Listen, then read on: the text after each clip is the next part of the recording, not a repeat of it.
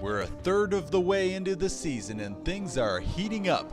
Grab some popcorn as we give you a rundown of the teams that are ready to do battle.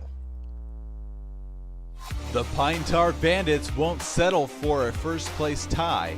They plan on sweeping their way through matchups until they once again stand alone at the top.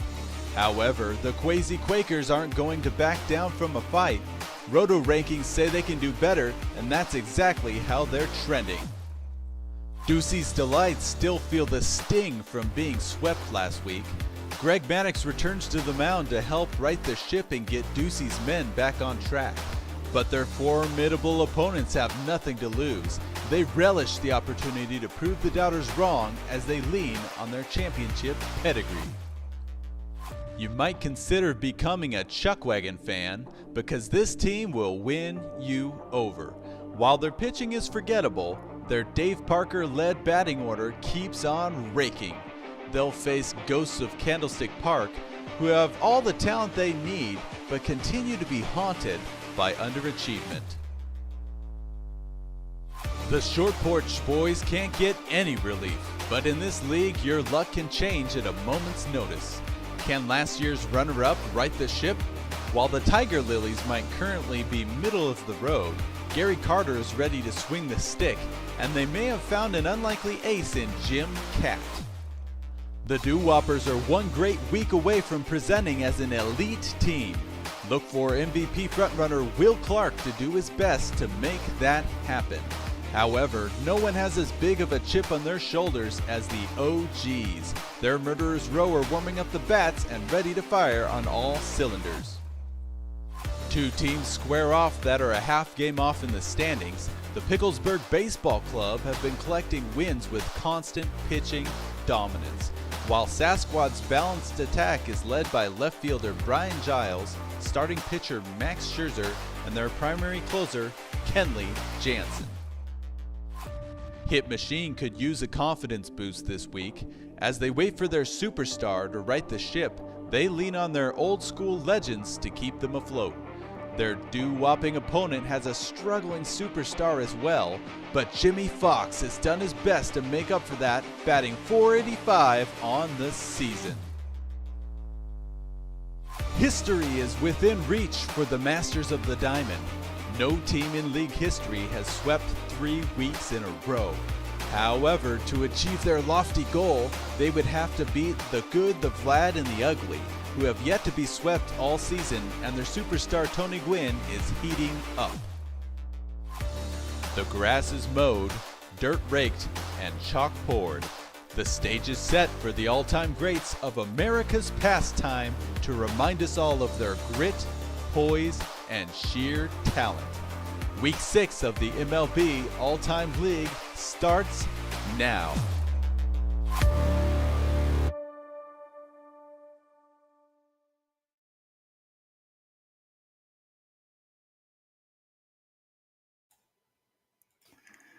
Week 6 starts now. Let's go. What a video. What an intro video that was. I thought I was watching MLB Network. I know, right? My that was fun. God. You're going to make me blush. Those are always so fun to watch. Oh, that was you. Oh, my God. Even though I make them, I love watching them like I've never watched them before. I just love those videos. I don't know. Yeah, it's incredible. We should probably just change this whole channel to just making videos. Right, no kidding. League's canceled. Someone, I forget who it was. I want to say it was Dan. He said something like, I mean, no offense to you guys, but after the video finishes and you guys just start talking, it's like, oh, I see where this is going. Watch for 5 minutes and turn the stream off. See who won. Late night stream tonight. Oh, welcome everybody. My peak hours here.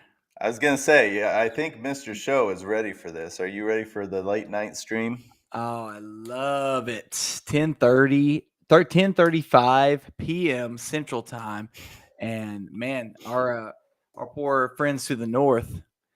Woo, that's a late one for Tony. Yeah. It's 1 a.m. for Tony. Yeah, poor Tony. I mean, if he has insomnia or something, or wakes up in the middle of the night, he can get on and watch this video. I see Travis and Brent are here with us. Yeah, Travis giving us a shout Nice. out for the video, saying so legit. Thank you, Travis.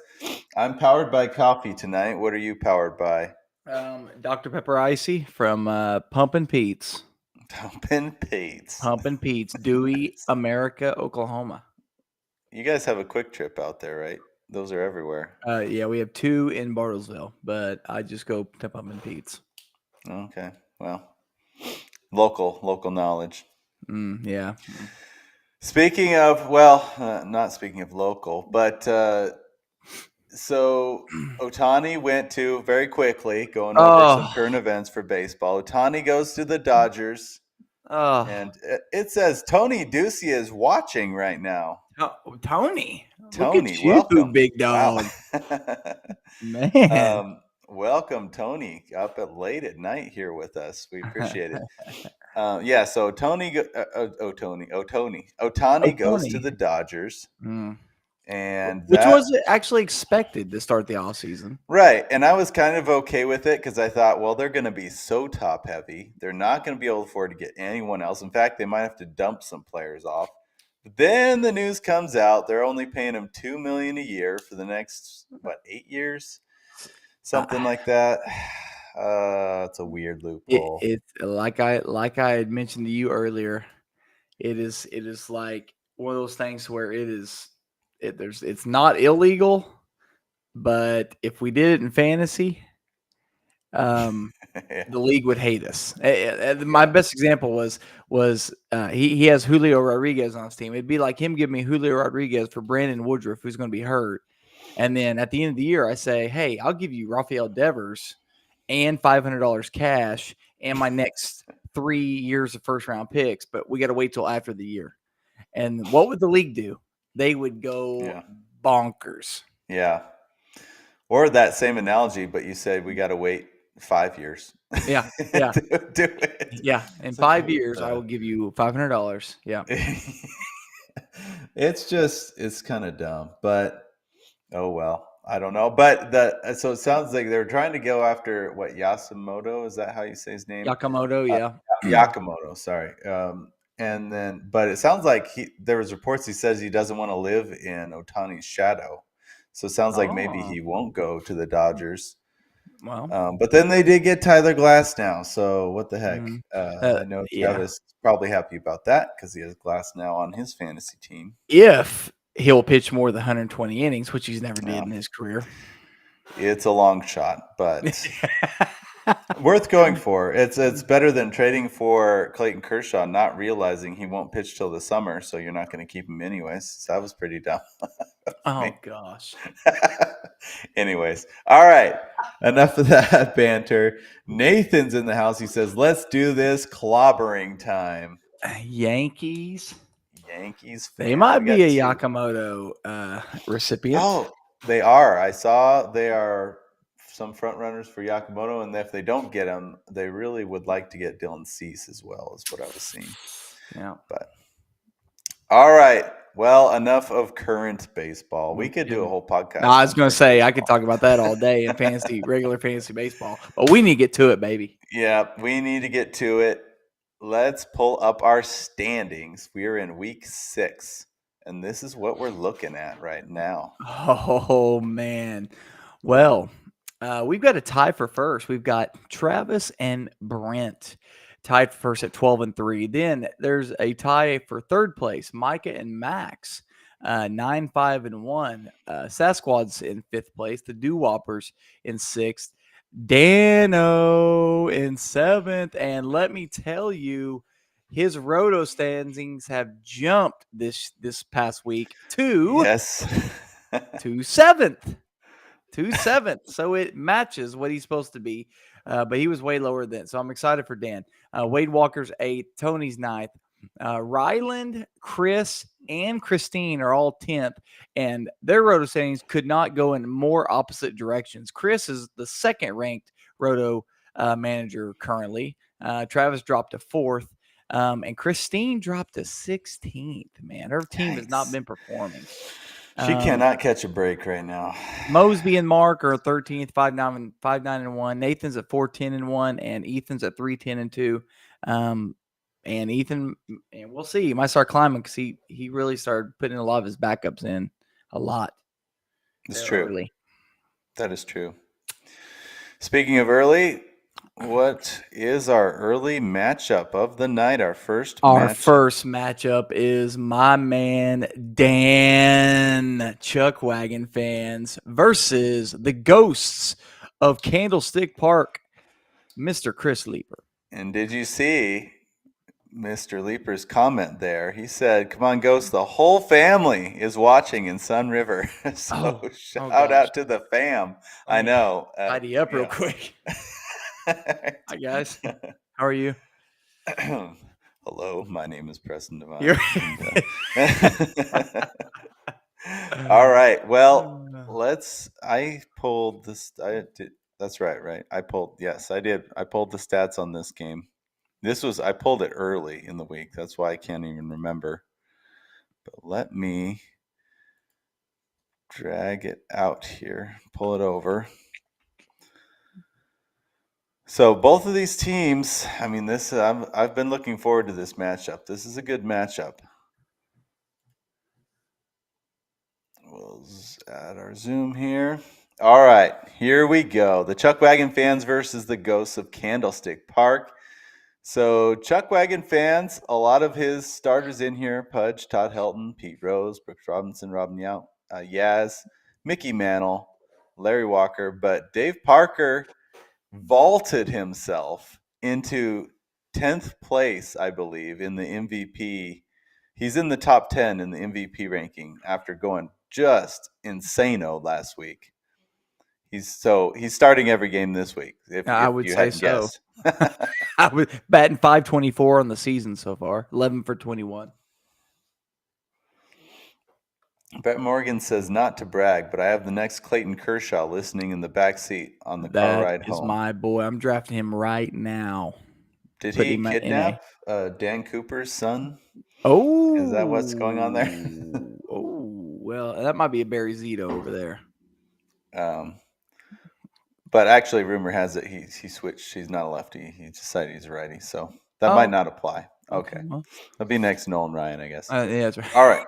So let's see. David Wells and Mariano Rivera, a little Yankees combo for pitching for the Chuckwagon, versus the Ghosts of Candlestick Park. We have Craig Biggio, Bill Terry, Bobby Dorr, Jose Ramirez, Archie Vaughn, Tim Raines, Al Simmons, Babe Ruth, and Mark McGwire. Talk about some sticks.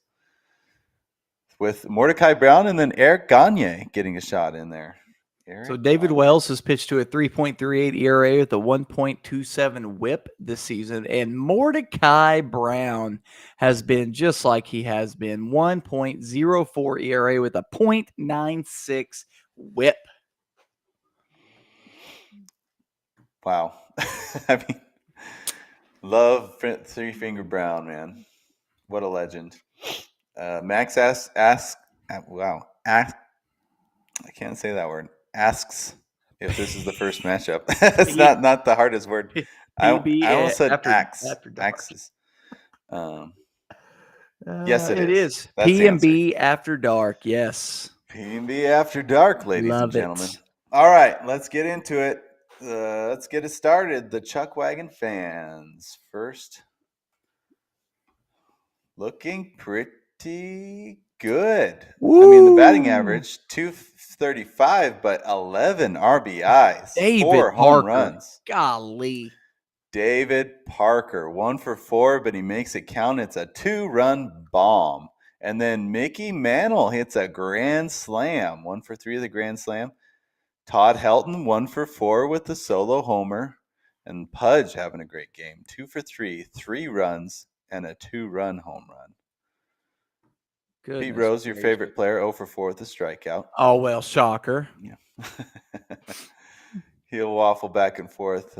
So pretty dang good. On 4 of his 8 hits were home runs. Let me just precursor with, I'm not a non-Pete Rose fan, but for fantasy purposes, especially for this league, He doesn't do it for me. He was very much an accumulation. Part of the fascinating part of his career was the longevity. Correct. So he spread it out, and that is fascinating in its own route. But but exactly like you said, that makes it tough for a league like this. Yeah. So just one walk, no stolen bases, but the 8 runs, 11 RBI, 4 homers. He does have 9 strikeouts. That's a lot. 11 RBIs is tough.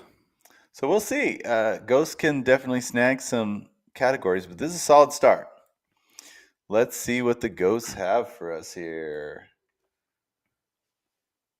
Interesting. No home runs, and not much power, just 3 RBI. 8 walks. Excuse me. But 8 walks. He's going to win walks. He did get a stolen base from Craig Biggio. He has less strikeouts. So there's a couple categories he'll definitely win here. Bill Terry, 2 walks. Babe Ruth, 1 for 2 with a run, 2 walks and an RBI. Archie Vaughn, 3 for 4 with 2 runs, a walk and an RBI. We haven't seen Archie a lot this year. This is like the complete opposite of today's baseball argument. It's like, oh, get your RBIs and home runs. We'll stick with contact and walks, and he's going to snag a bunch of categories. Yeah, he is. He is. Brooks Robinson, by the way, and that was his 16th career game when he went 0 for 3 with a run in 1956. So let's tally up the hitting categories. Ghost will take hits by 1, runs by 1. Chuckwagon takes the power stats, home run and RBI. Walks goes to Ghost, as does stolen bases, strikeouts, and batting average. 6-2. Good Lord. He didn't just steal a couple categories. He kind of dominated there. Hey, Chris's family, give him a hand clap right there. Yes. Yeah. Brilliant managerial decisions here. So let's go on to pitching. The Chuckwagon fans in a hole. Is David Wells drunk? That's always the question. Oh, yes. We'll see. It's 1995. Yeah, he probably is. Be a drunk Wells. Here we go. Oh, well. Definitely buzzed. He was buzzed. Definitely buzzed. Yeah. But he gets the trifecta, as you would say. Mm-hmm. Wells gets a win and a quality start, 7 innings. 8 hits, 2 runs, 2 walks, just 3 strikeouts. And then Rivera doing Rivera things. 1 scoreless inning, 1 hit, 2 strikeouts. Yep, that's Rivera. Overall, we're looking at pretty good. Pretty dang good, actually. Yeah, it's not no bad. IIS, actually. So Whip's not great. Rivera must have given up an unearned run to go along with that hit. Oh yeah. Well, and it's gonna be tough. I mean, he might hold on to Case with Mordecai Brown pitching, but we'll see. Yeah, we will see. But Mordecai has been lights out. Can he continue his insane run? Let's find out. Mordecai Brown, Eric Gagne. Oh my! Oh gosh. my!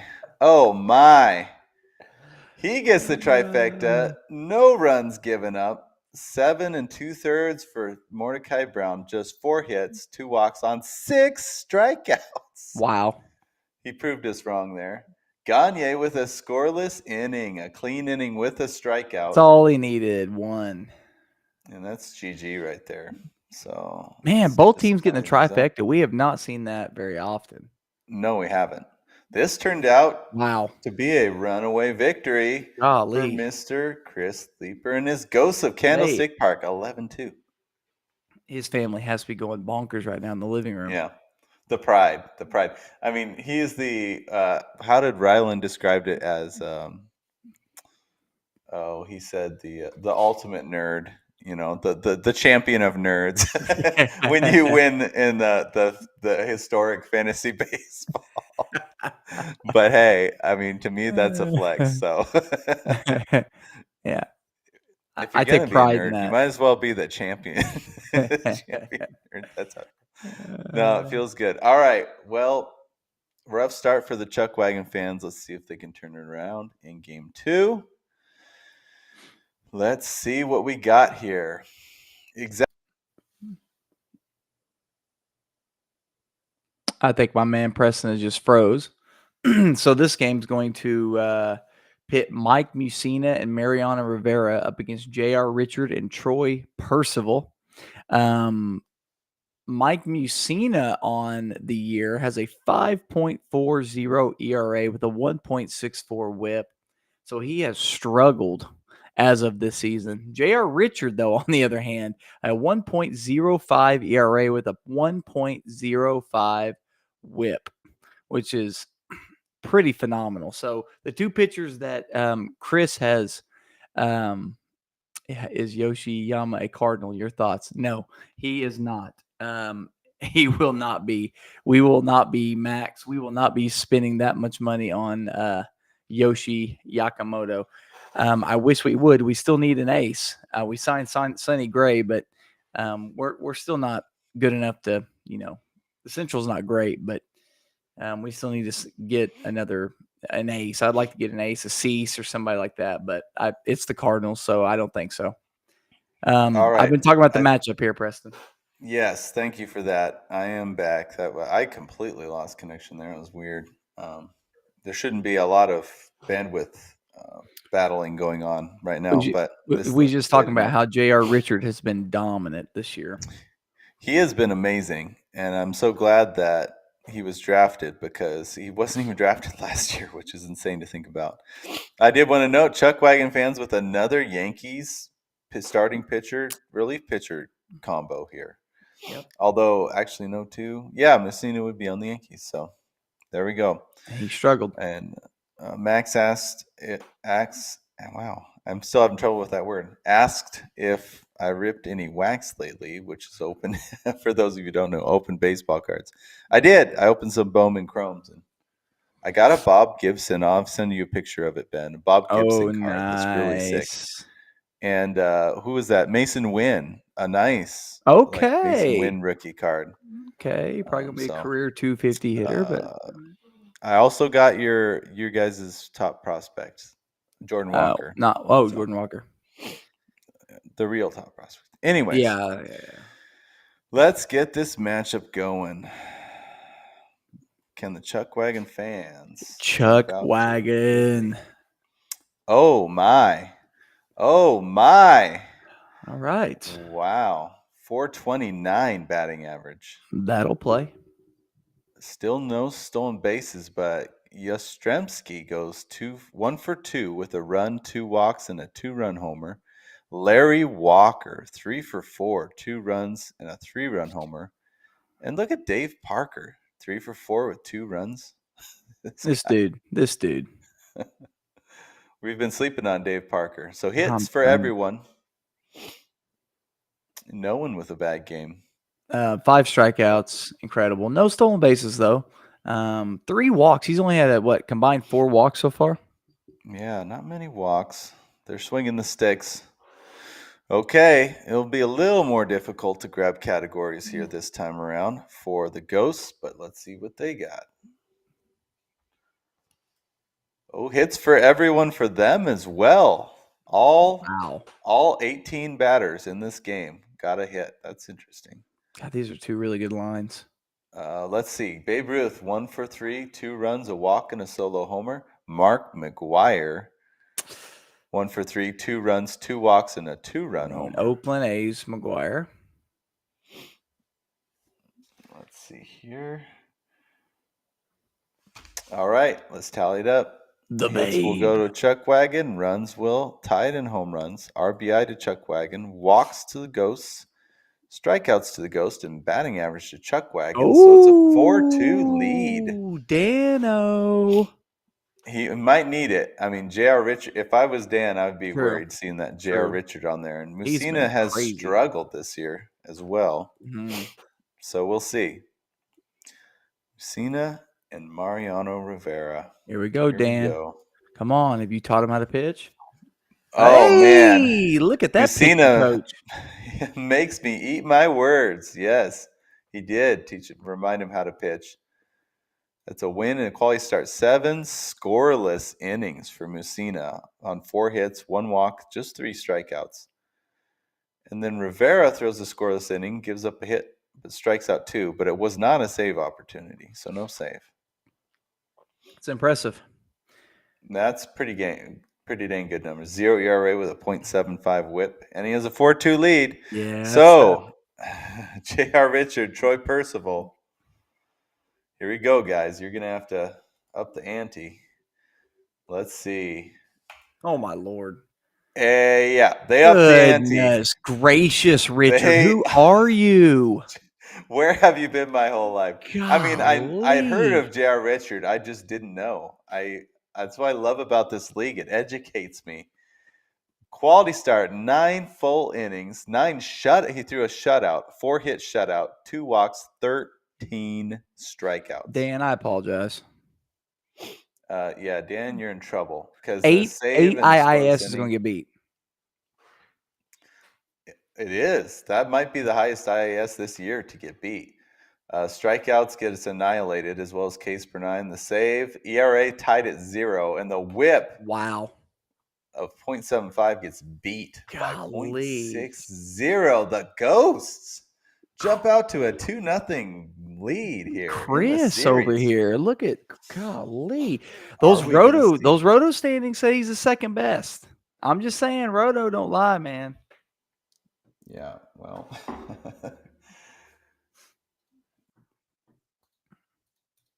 Yeah, it's definitely coming back around. In the first matchup of the weekend. Oh my. Let's pull up the third game. We got Fernando coming. Not Fernando Mania, though. Not Fernando Mania this time. You're correct.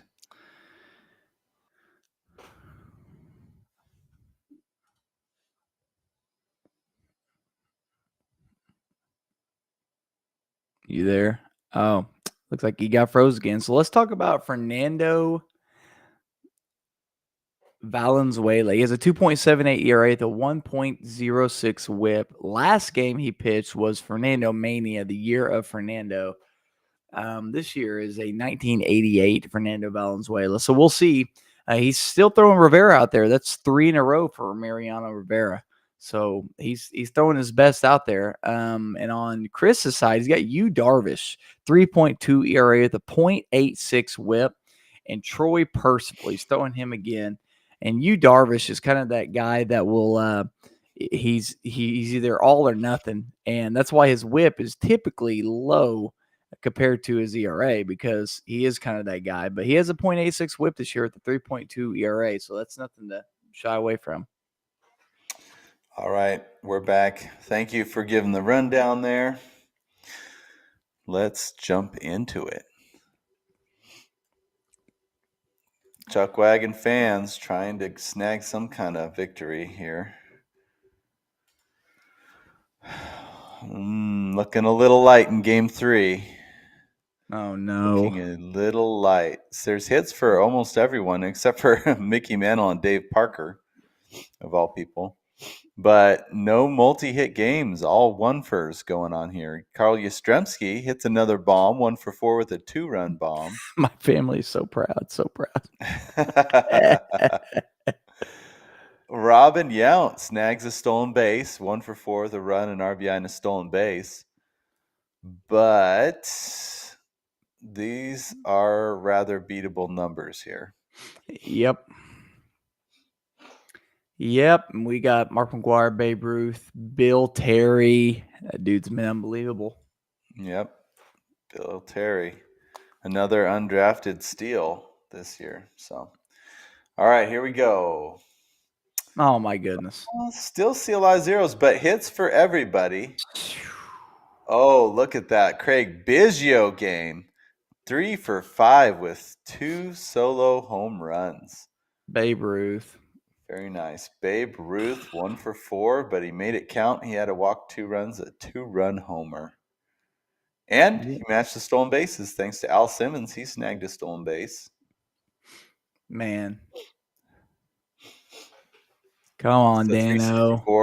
Let's look at this. Might be a bloodbath. So Ghost takes hits, runs, home run, RBI by 1. Dan takes walks, stolen base tie, strikeouts 2 and 1. Wow. Wow. Strikeouts and batting average. That's impressive. 6-1 going into pitching. Man. He's got some unluckiness here. Dan does. I mean, this Chris Leeper knows how to manage a historic baseball team. His team is good. He's pulling the right strings. All right, Fernando Valenzuela, Mariano Rivera. Here we go. Not too bad. Still no. Is this no save for Rivera in all 3 games? No win. Check. No save. Oh, he had a save in game 1, but no save. He scoreless inning. But Valenzuela, no win. Quality start, 7 innings, 2 runs, 5 walks. Though this is, I mean, you're down 6-1. This is pretty disastrous. Yeah. So, Yu Darvish, Troy Percival, they can bring it home. They're in the driver's seat, and they do just that. 12 strikeouts. Yu Darvish. Yeah. A 3-hitter, 6 innings, 3 hits, 1 run, 1 walk, 12 strikeouts. Goodness. And then Percival, an inning and a third with a save, a scoreless inning and a third, 2 strikeouts, a walk. Wow. That K per 9 is a team, 17.19. So let's tally it up. This one, 13-1. Wow. Ties the highest margin of victory on the year and then secures a sweep for the Ghosts of Candlestick Park. They are coming. Like Dion says, we coming. Ghosts of Candlestick Park are coming. That jumps them to 9-9 on the season. They are back. They are back to 500. And Chuckwagon fans drops to 8-10. Oh, they flipped in the standings because of this. Yep, he jumped him. 9-9 still just sounds wrong for this team, but they're trending in the right direction. It won't be, yeah. They'll be plus 500 is my prediction. Significantly. It looks like a playoff team, absolutely. Yeah. So, congratulations to Chris Leeper and his Ghosts of Candlestick Park. And sorry, Chuckwagon fans. They actually, by all means, didn't do that bad. None of his pitchers got lit up. Hitters only had really 1 bad game, but could not match the freight train that were the Ghosts of Candlestick Park. When you get rotoed, you get rotoed. Yep. So, what is our next matchup tonight? We have Mr. Ryland versus Mosby, which is the Mosby Special versus the $ hitMachine. We have a family watching. Yeah, there's families here. We are a family-friendly establishment. $ hitMachine is 6-9-0. They're currently ranked 10th, and Mosby Special is 5-9-1, currently ranked 13th. So somebody can make big moves here. Just think if there's another sweep. If let's say Ryland sweeps here, he goes to even. If Mosby sweeps here, he goes to 8-9. But we all know it's tough to sweep, so we'll see what happens. Looks like my boy is frozen again, so we're going to continue on to game 1 here until he gets back with us. Let me bring this over here. We're going to have an Ed Walsh and Billy Wagner combination for Ryland versus Cole Hamels and Tom Henke. And Ed Walsh was great for me last year. He's pitched to a 1.44 ERA at the 1.16 whip. Love Mr. Ed Walsh. He is facing off against Cole Hamels, who has actually outdone him. Cole Hamels has pitched to a 1.35 ERA with a 0.98 whip. So he's been absolutely incredible. Cole Hamels has. On offense, Ryland's going with Bill Dickey Greenberg. There's a Jackie Robinson signing, Mike Schmidt, Shoeless Joe, Michael Trout, can we please somebody? We're having some technical difficulty here. I Are you am still able not to hear me? hearing Ben at all in my headset. So I don't know if you're hearing me, Ben. Give me a thumbs up if you are. I can hear you. Okay.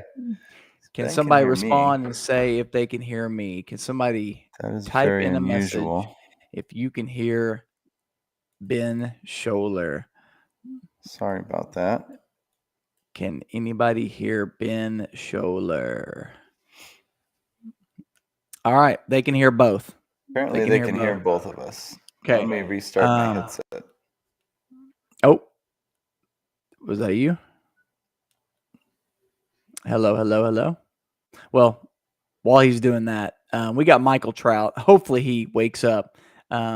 He's just, I don't know what it is with Mike Trout in this league, but he's just very underwhelming.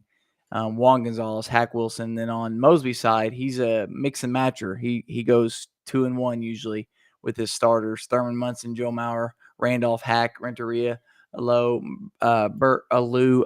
I always say Alo every time I see it. Moises Alou, Ellis Burks, Bryce Harper, and Prince Fielder. We see this is kind of funny. These are the two in 2011 supposed to take over MLB and be MLB, Mike Trout versus Bryce Harper right now. So that's going to be fun. All right, we're back. I can hear you again. That was very weird. I just had to reset my headset. But yeah, the Trout Harper, that's kind of like, remember the Carmelo Anthony, LeBron James, coming in at the same time. But okay, should we get into it then? Let's do it. All right, here we go. First hitters for the hitMachine. Ooh, some threefers here. We get a home. Look at Juan Gonzalez, 3 for 4 with the home run, 4 RBIs. Mike Trout, 1 for 4 with a run. I just don't even know. 0 for 3 Schmidt, 0 for 4 Jackie, 0 for 4 Greenberg. Wow. 286 batting average. It's pretty light, honestly. 7 runs is good. 7 RBIs is okay. Just 1 walk. Man, that Greenberg 0 for 4, 3 strikeouts. Very uncharacteristic. So what's crazy is he started off so stinking hot hitting. He's only ranked 8th in offense right now on Roto. Rylan is. That's very surprising. Yeah, he must have really cooled off. Yeah, but his pitching is 14th, so that's what's held him back. Should we see what Mosby's got for us? Here we go.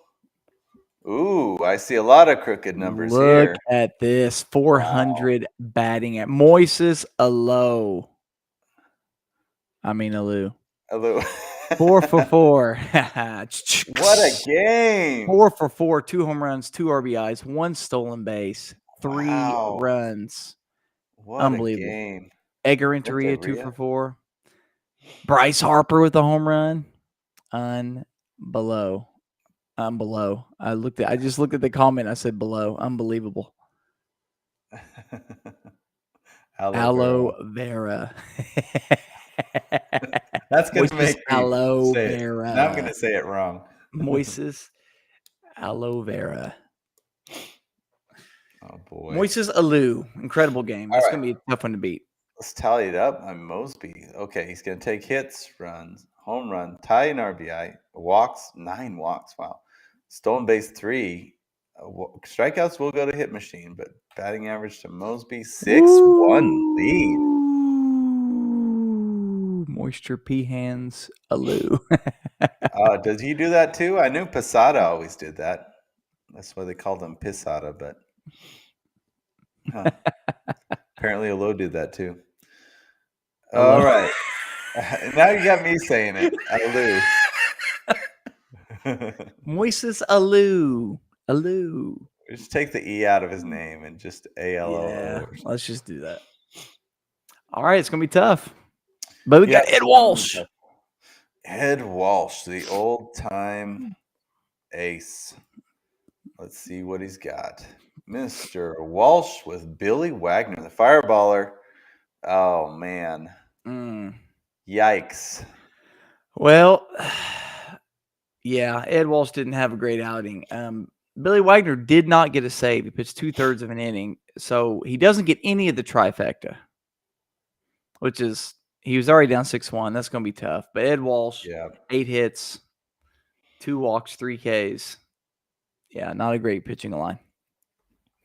No, not at all. So now to put the nail in the coffin, potentially Cole Hamels, Tom Henke. Ooh, and that will do it. Cole Hamill. Now he just misses getting a quality start because he only pitches 5 1/3. But my goodness, on the season, Cole Hamels has been. I mean, he already had a 1.35 ERA with a .98 WHIP. That ERA is just going to Wow. lower. Yeah, he didn't We'll need see him in the much, Cy but Young it's going to be race. enough. Yeah, and then Tom Henke, 2 scoreless innings and gets a win. So let's go, Henke. All right, well, we'll tally it up. 2 wins, he'll take it. Scoreless, strikeouts, K per 9. Mosby takes the ERA, and actually Whip goes to HitMachine. But we're looking at an 11-2 Wow. thumping in Game 1 for Mosby Special. Is he on here? Do we need is Corbin Carroll in the trade package yet? I need to check my messages. The pride of Miami takes one.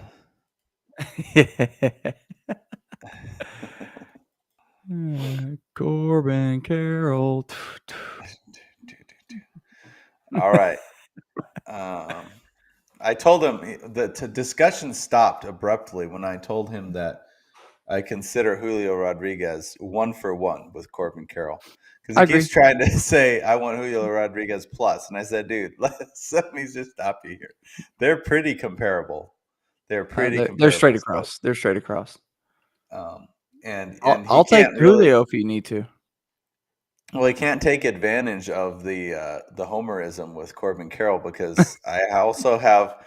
Look at me. I have some homerism with Julio Rodriguez as well. So they're definitely my second favorite team. So, all right. Game 2. Are we ready for it? I am ready. Tim Lincecum has been a 7.95 ERA with a 2.3 WHIP. Has not been good for old Timmy. He is a wild card. He's a real loose cannon. And Stan has a 4.5 ERA with a 1.44 WHIP. So not a great pitching matchup here, but we got Billy Wagner and John Wetland. And then a lot of the same guys. Mike Trout, come on, dude. Come on, dude. Every game is a chance for him to start a new chapter because he's been stuck in the same chapter for over a year.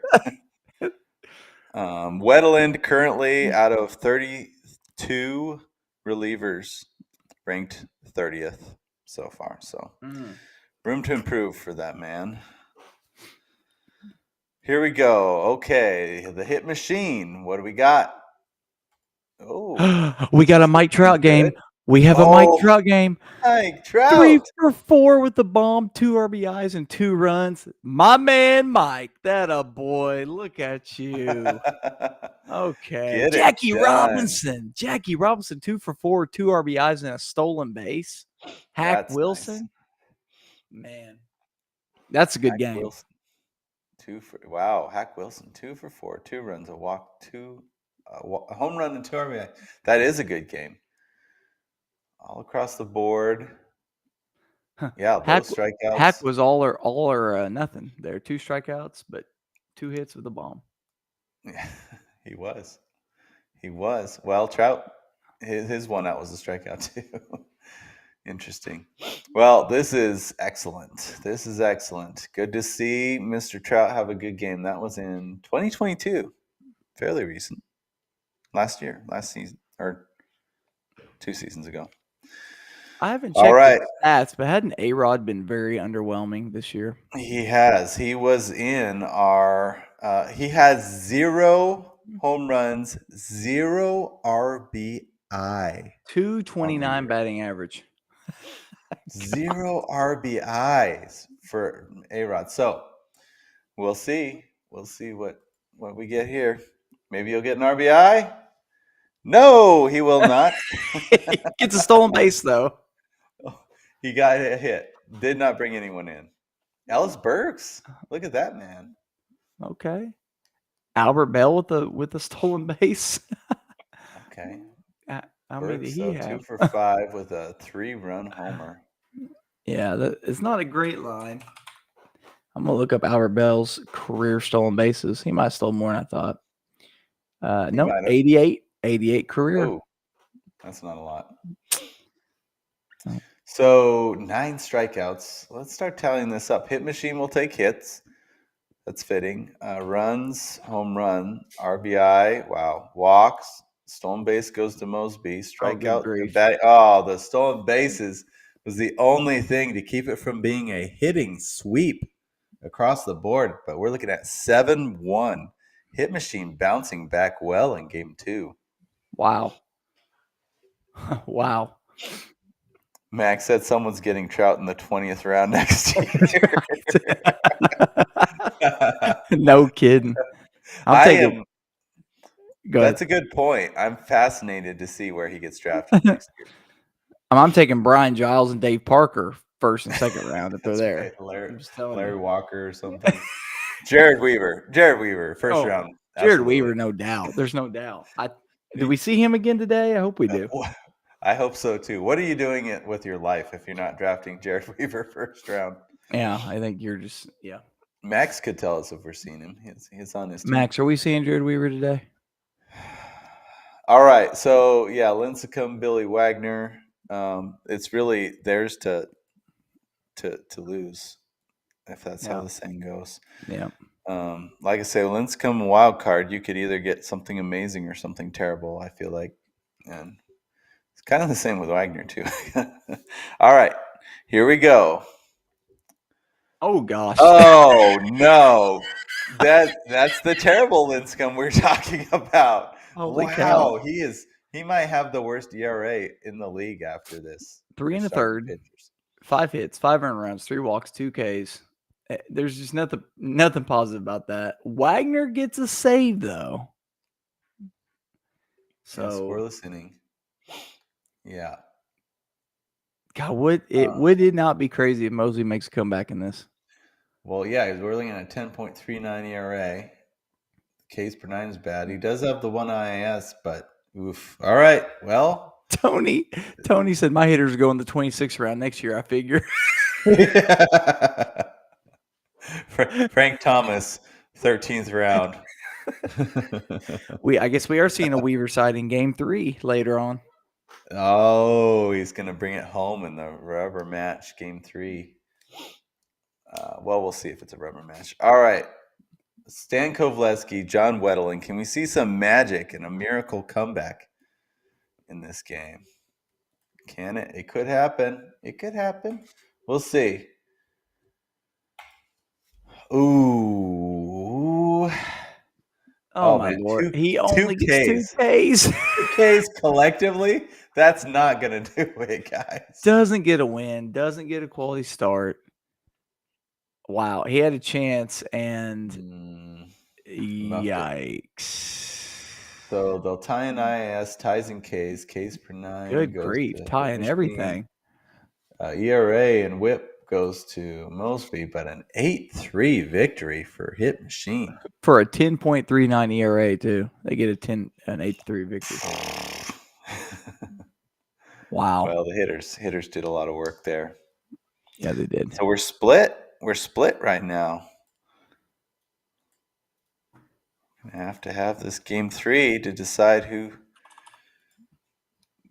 comes out better in this weekend matchup. Yep. All right. Did you freeze again? All right. So we have in this matchup, we're going to have Charles Bender and Billy Wagner versus Joe McGinney and Tom Henke. And something interesting about Joe, he's buried in McAlester, Oklahoma, which will mean something to the Oklahoma boys, not necessarily anybody else, but I know we got some Oklahoma boys in here. But he's buried at Oak Hill Cemetery in McAlester, Oklahoma, which is kind of random because he wasn't born there. He wasn't. Yeah, I don't know why he ended up there. Might have been in prison as far as we know. Just passing through or something, road trip. Yeah, well, they have that big prison down there in McAlester, Oklahoma, too. So who knows? No. He might have been in prison. This is where rumors are started. No. Yeah. Just kidding. McGinnity family. Yeah. Just, Yeah. just messing around here. Yeah. Speaking of Joe, though, 1.5 ERA at the 1.11 WHIP on the Ooh. season, and Charles Bender has a 2.08 ERA at the 1.08 WHIP. This is going to be a very good pitching matchup, and you can see the hitting. Oh, we got Mike Trout again. We have a 3 Mike Trout sighting today. I'm very excited. He's going for it. He's Come doubling on, down on baby. Mike Trout, which you got to. You got to. It's your first round pick. All right, here we go, Mike Trout. What do you got for us, buddy? Come on, Michael. Hey! Oh, he gets another home run. He gets another home run.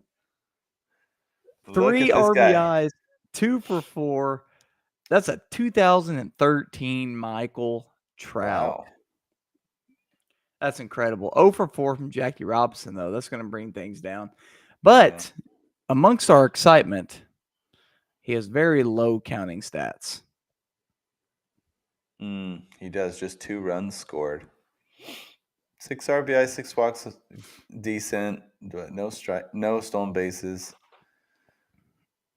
Yeah, we'll see. We got definitely some middle of the road. sluggers about to come up for Mosby. It's true. He's got Joe Mauer there is in the MVP race. He is currently at 18th place in the league. All right, here we go. Oh. You're kidding me. Yikes. Mosby's not so special in this game. 1 RBI. Mookie goes 3 for 5, but nothing, just 2 runs. No stolen bases, no home runs, 1 RBI. Wow. Ryland's going to hold on to some categories here. Absolutely. And look at A-Rod. Not only no home runs or RBI, no hits. So A-Rod will go yet another week without an RBI on the year. What is going on? That's awful. All right. Let's see. They tighten hits. Run will actually go to Mosby, but home run, RBI, walks goes to hitMachine, as well as strikeouts and batting average. 5-1. That didn't look like a 5-1 line there, but it's the all-time league. Well, McGinnity's going to have to be quite good to make this happen. But first, Charles Bender and Billy Wagner. 97 years apart. Wow. Here we go. Oh, my. Charles Bender, the Chief. Absolutely demolished. 2 innings, 6 hits, 4 earned runs, and a strikeout, and they pulled him. Oof. No trifecta. That's rough. Again, Mosby has a chance. He does, even more so this time, I think, because it's 5-1. McGinnity's been dealing. Let's see if he can stay hot. Okay, here we go. Let's see it. Oh, Hanky. So, oh my Lord. Joe gets a win, 9 innings, 9 hits, but there's 4 earned runs, and he only gets 2 strikeouts.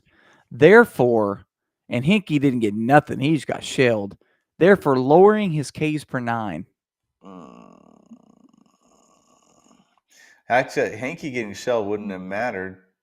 Okay, let's see. Mosby takes win. IS goes to machine. Mosby takes strikeout, but doesn't take Ks per 9, as you said. He takes ERA and whip. Wow. Yikes. It was handed to him on a platter there. If he flips the Ks per 9, it's a tie. You're right. Wow. McGinnity, 9 innings, he can only manage 2 strikeouts. Come on, man. It is 1901, though, so. All right, so let's see. Wade Walker says McGinnity worked in an iron mine in McAllister before pro ball. FYI. There we go. And the truth comes out. That's why I have Wade around. Max said Chief bent over. Oh my Okay, gosh. so what that does is that takes Ryland to 8-10, which is that's good. He's creeping up there. Drops Mosby, however, to 6-11-1.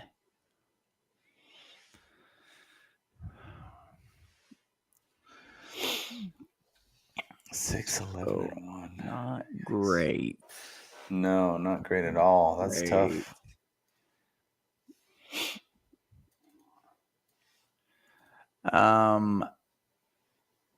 But that's going to bring up Tony. If he's still on here, it is oh my gosh, he has that 30-minute increment thing. It's about 2:00 there, 2 a.m. Tony's time. Oh my. Versus Mr. Nathan. I think I saw Nathan on here. I'm not sure if he's still on here. But Tony versus Nathan. So Nathan is 4-10-1 and currently in 15th place. Tony is 6-8-1. And Tony is 9th in roto rankings. We all know about his offense has been struggling dramatically. Yep. 15th in offense, 3rd in pitching. But Nathan has actually creeped up he's up to 14th, 9th offense. But his pitching's been what's been holding him back, 15th in pitching. So, yeah, we'll see. Both these teams looking to grab some wins. I think the team Formidable has been slowly but surely trending up, I think. Mm-hmm. But this is what we got for game 1. So Ducey's Delights. We got Frank Thomas in there. We have Alan Trammell siding. Willie Mays, though, Al Kaline, he's got a lot of his heavy hitters. With Robin Roberts on the mound and Lee Smith in relief. Then over for Formidable, Piazza, Don Mattingly, I believe, has played every game all season. So we might not see a lot of them later in the season. Yeah. We got Altuve, Arenado, Tejada, Stan Musial, Eric Davis, Jose Canseco, and Rafael Palmeiro with, is it Ron Guidry? Guidry, I think. Guidry. Yeah. Now, Guidry has struggled this year. Do you have his numbers handy? Yes, I do. 5.34 ERA with a 1.88 whip. But Robin Roberts, though, I think he's only had one start. But that start was a 10-inning start, a 2.7 ERA, though, but he had a 1.9 whip. Interesting. Don't know what to make of that. Childhood hero, Wade Walker. Oh, wow. Look at that. Well, we'll see if he can turn it around with that pep talk.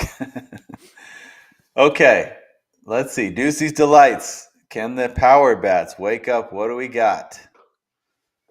Hey, 6 RBI for Ducey's Delights. Look at you, Tony. He's been with a hitting coach all week, man. Yep, they've been working on it. Daryl Evans went 1 for 3 with a walk, 2 RBI. Al Kaline, who else? Al Kaline, 2 for 3 with 2 walks and 2 RBI. Great game. Willie Mays, 2 for 4 with a run. A hit for everybody. I can't believe how bad Dick Allen's been this year. Yeah, he's been the struggle bus for sure. He was so clutch for me last year. Well, to be fair, Dick Allen, this is his rookie year in 1964. And actually, look at the dates on Dick Allen and Al Kaline. They are 10 days apart. Dick Allen's game was on the 12th of July, 1964, and Al Kaline's the 26th of July, 1964. Wow. So 10 days after Dick Allen went 1 for 4 in his rookie year, Al Kaline had a great game. Wow. That's some very obscure trivia you can pull out one of these Right. No kidding. days. Yeah, pretty interesting there. So I don't know, 1 run scored, but Every 1 time strikeout. every time we pull a Tony line, I'm like, I don't understand how these guys are only getting 1 run or 1 RBI or it's just like Yeah, I don't either. But so it's very odd. Just 1 strikeout is amazing, but just 1 run is terrible. So I have a 314 batting average, not bad. So let's just see what Nathan's got here. If he can top that, he's got a chance. Ooh, I see some crooked numbers here. Mike Piazza. Hey, Mike there's my Piazza. boy. Turning it around. He was in the bus video for Formidable because he's been sucking. But 2 for 6, 2 runs and a 2-run bomb this Mhm. weekend. Tejadas, he's been good this year. He stays hot. 2 for 5, 2 runs and an RBI. And It's going to be enough for a lot of categories. 3 strikeouts from Canseco. But yeah, let's see. So hits will go to Ducey.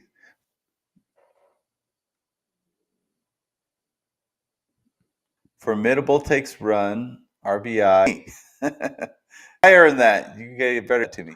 Walks was tight. Stolen base. Oh, there was a stolen base. Altuve got a stolen base. Wins the category This single-handedly. What is this? Max. this is the week that Bonds breaks out. That's it. That's his prediction. We'll see. At 8 strikeouts. So Tony takes strikeout. Batting average 4.3. Tony, Ducey's Delights have the lead. 4-3. Okay. Coming out of Robin Roberts. This is going to be close. Excuse me. I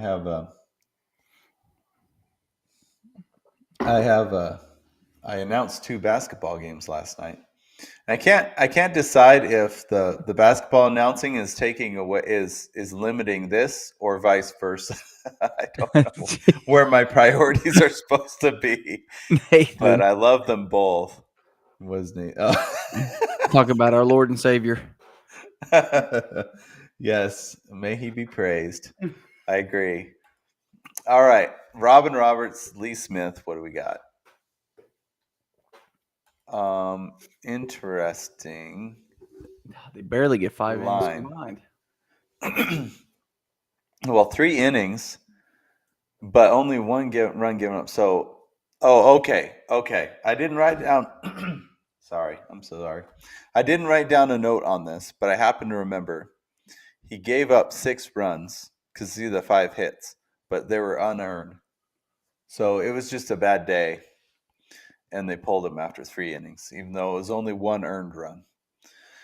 For Robin Roberts. And then Lee Smith in 2 innings, he gives up a run as well. So we're looking at a not great ERA. But look at those Ks per 9. K per 9 loves the short outings. Yes, they do. The Ks and Ks per 9 are pretty good, but this whip's bad. None of the trifecta. Gosh. All right. Ronnie and Danny. Take advantage, Nathan. You're going to take advantage. Your time to shine. It's all up to you. Ooh, look at shine. that line. They do Guidry. shine. Guidry with a complete game. Win and a quality start. He gives up 3 runs, but he's no walks and 7 strikeouts. And then Quisenberry, just a tidy, throws a third of an inning, scoreless, gave up a hit. Wow. So that should swing it to Nathan. Let's see, though. He takes win, quality start, IAS, strikeout, K per 9 to Tony, ERA to Nathan as well as whip, 9.5. Look He kind of at ran away that. with that. Wade Walker's Pitchers. proud of his childhood hero right now. Yes. Look at that. Nathan snags a 9-5 victory in game 1. Nice. That will bring us Louisiana Lightning. Was that his nickname? Louisiana Lightning. Louisiana Lightning or Gator. Oh, I like Gator. Well, I like both of them actually. Louisiana Lightning's more creative, so. Because he was born in Lafayette, Louisiana. Oh, Bayou, man. I learned so much in this league. I love it. All right, game 2. Here we go. Jason Kendall getting a shot.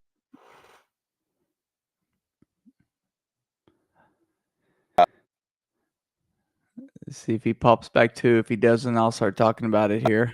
In this game. Okay. Andrew Jones. Am I still out? Yeah. You were skipping all over the place there. But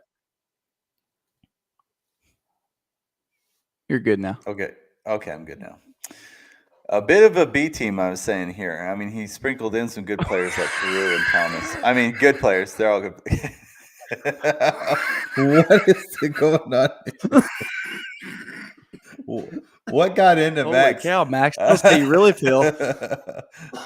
I think Max has started indulging in the late night. It's a weekend.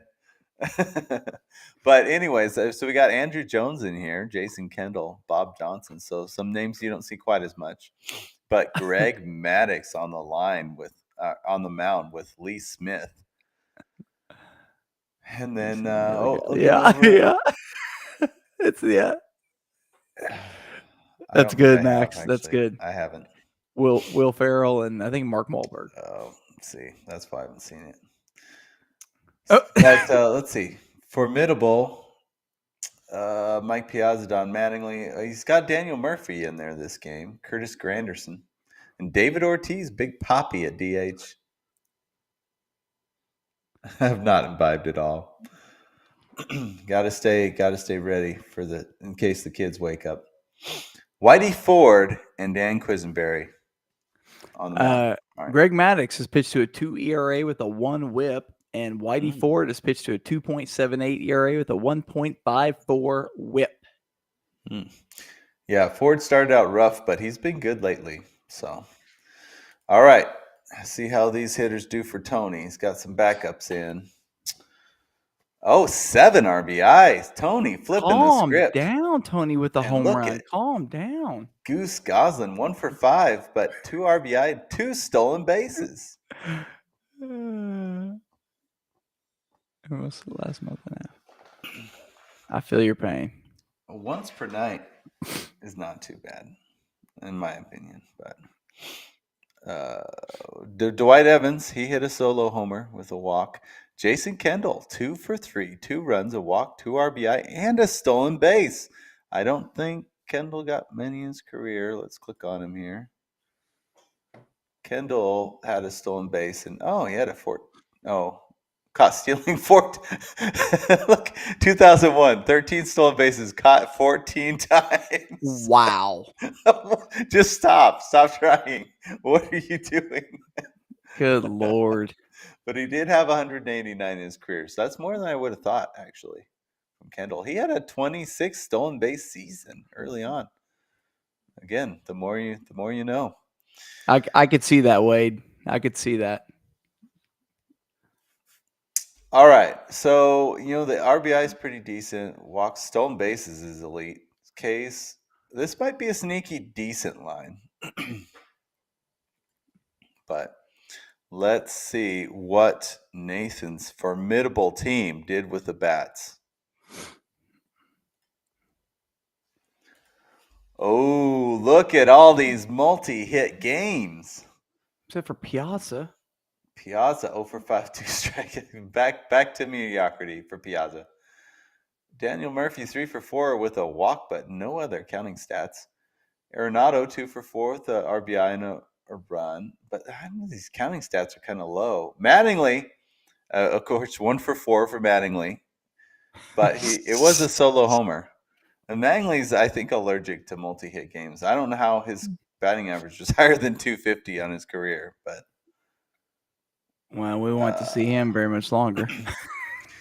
I feel like Nathan's been so unlucky with Musial. Because look, he have 2 for 4, but no counting stats. Last game, I think he was 2 for 4 with like 1 run. So yeah. I don't know. He's only got 2 home runs and 6 RBIs on the year so far. Big Poppy, 2 for 5, and he hits a solo homer. Let's tally it up. Nathan takes hits. They tie in runs. Nathan takes home runs. RBI to Tony again, as well as walks, stolen bases, strikeouts, but batting average to Formidable 4-3 again. Again. Wow. This is a good matchup.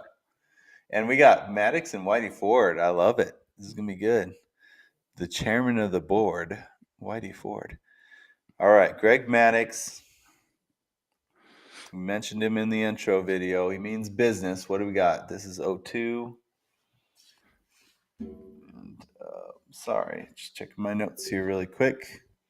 See if there's anything I need to relay. Game 2. No, I don't. Other than that was Jason Kendall's rookie year when he got that stolen base in 1996. All right, Maddox and Lee Smith. Okay, Greg Maddox. He's an inning shy of a quality start, but he throws 5 scoreless innings with just 2 hits, 1 walk, and 6 strikeouts. Very good game. And then Lee Smith, what a job. 1 1/3 innings with scoreless with a save, 2 hits and strikeout. Very good baseline. 6 in the third IIS. Ks per 9 almost up to 10. The hero whip, amazing. So I don't know. This is very good for Tony, and he has a 4-3 lead. So Whitey Ford, Dan Quisenberry, you got a little bit of work to do. Let's see if they can pull him out of the hole.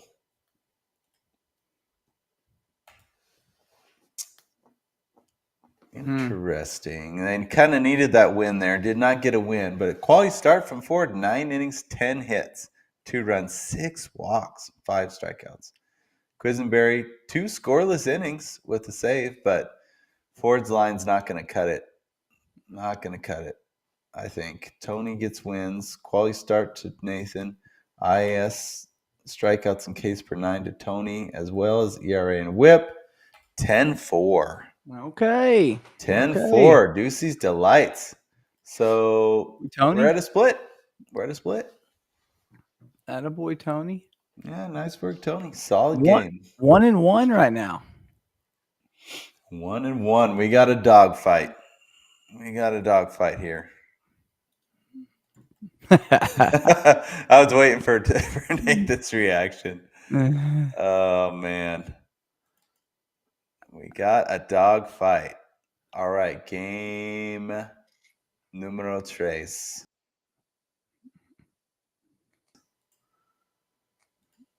There's Tony. Tony's still here.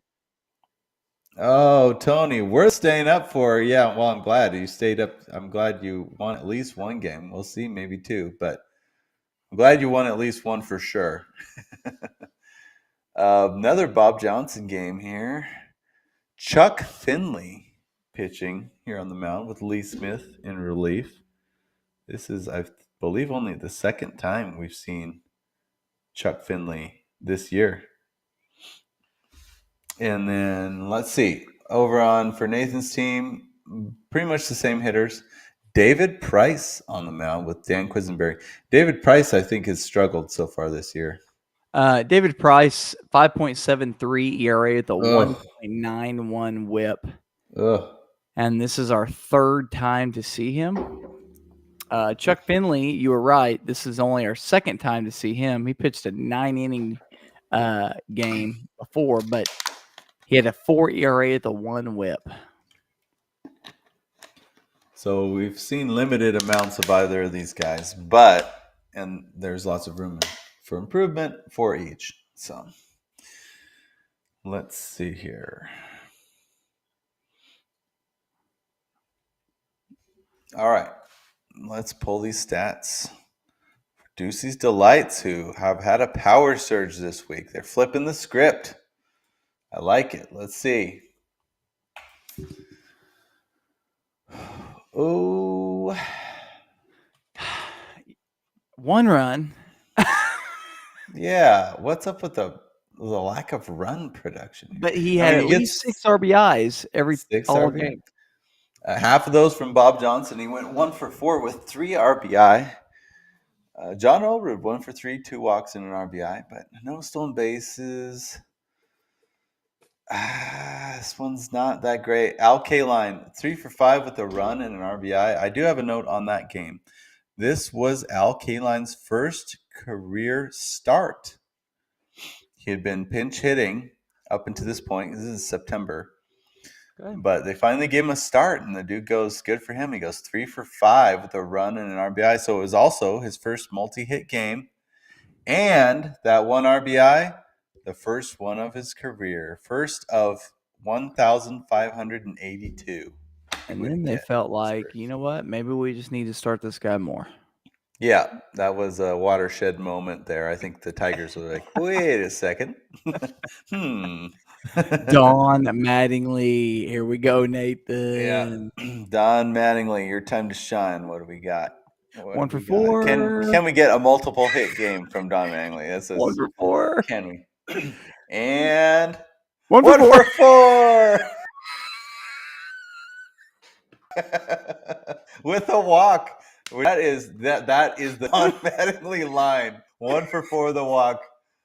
You are. That's like that Scooby-Doo meme. It says, let's see who's really under the mask. And you take it off, and it's still Don Mattingly.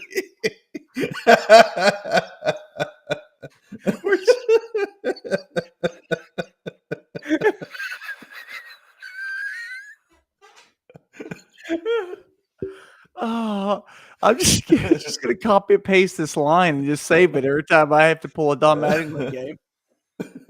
You've heard he is him, the saying. Well, he is himself. It's He is- he is himself. Oh Don my Mattingly. gosh. Piazza, though, There you 1 go. for 4 with a 2-run bomb. Unbelievable. And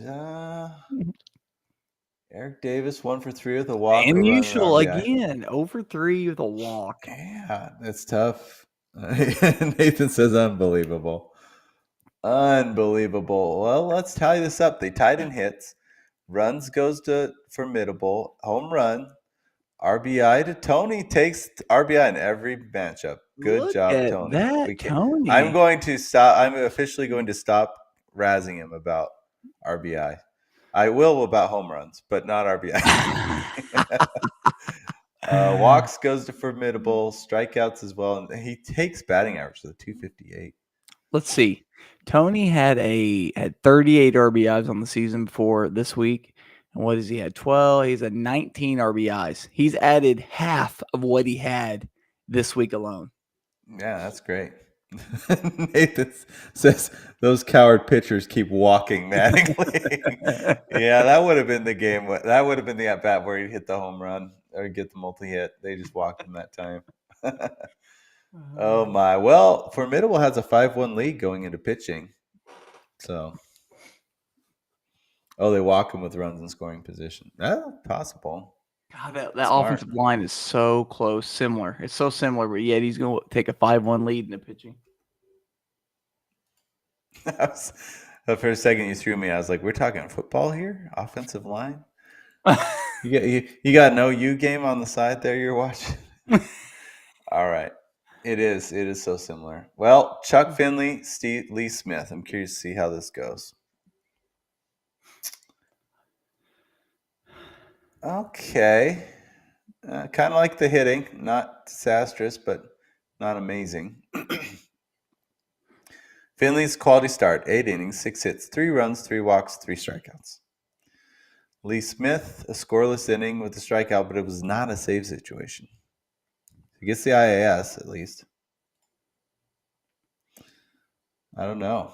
Kind of blah. Well, he had to come back from a 5-1 lead. We needed more than that, I think. Yeah, pretty much. David Price, Dan Quisenberry.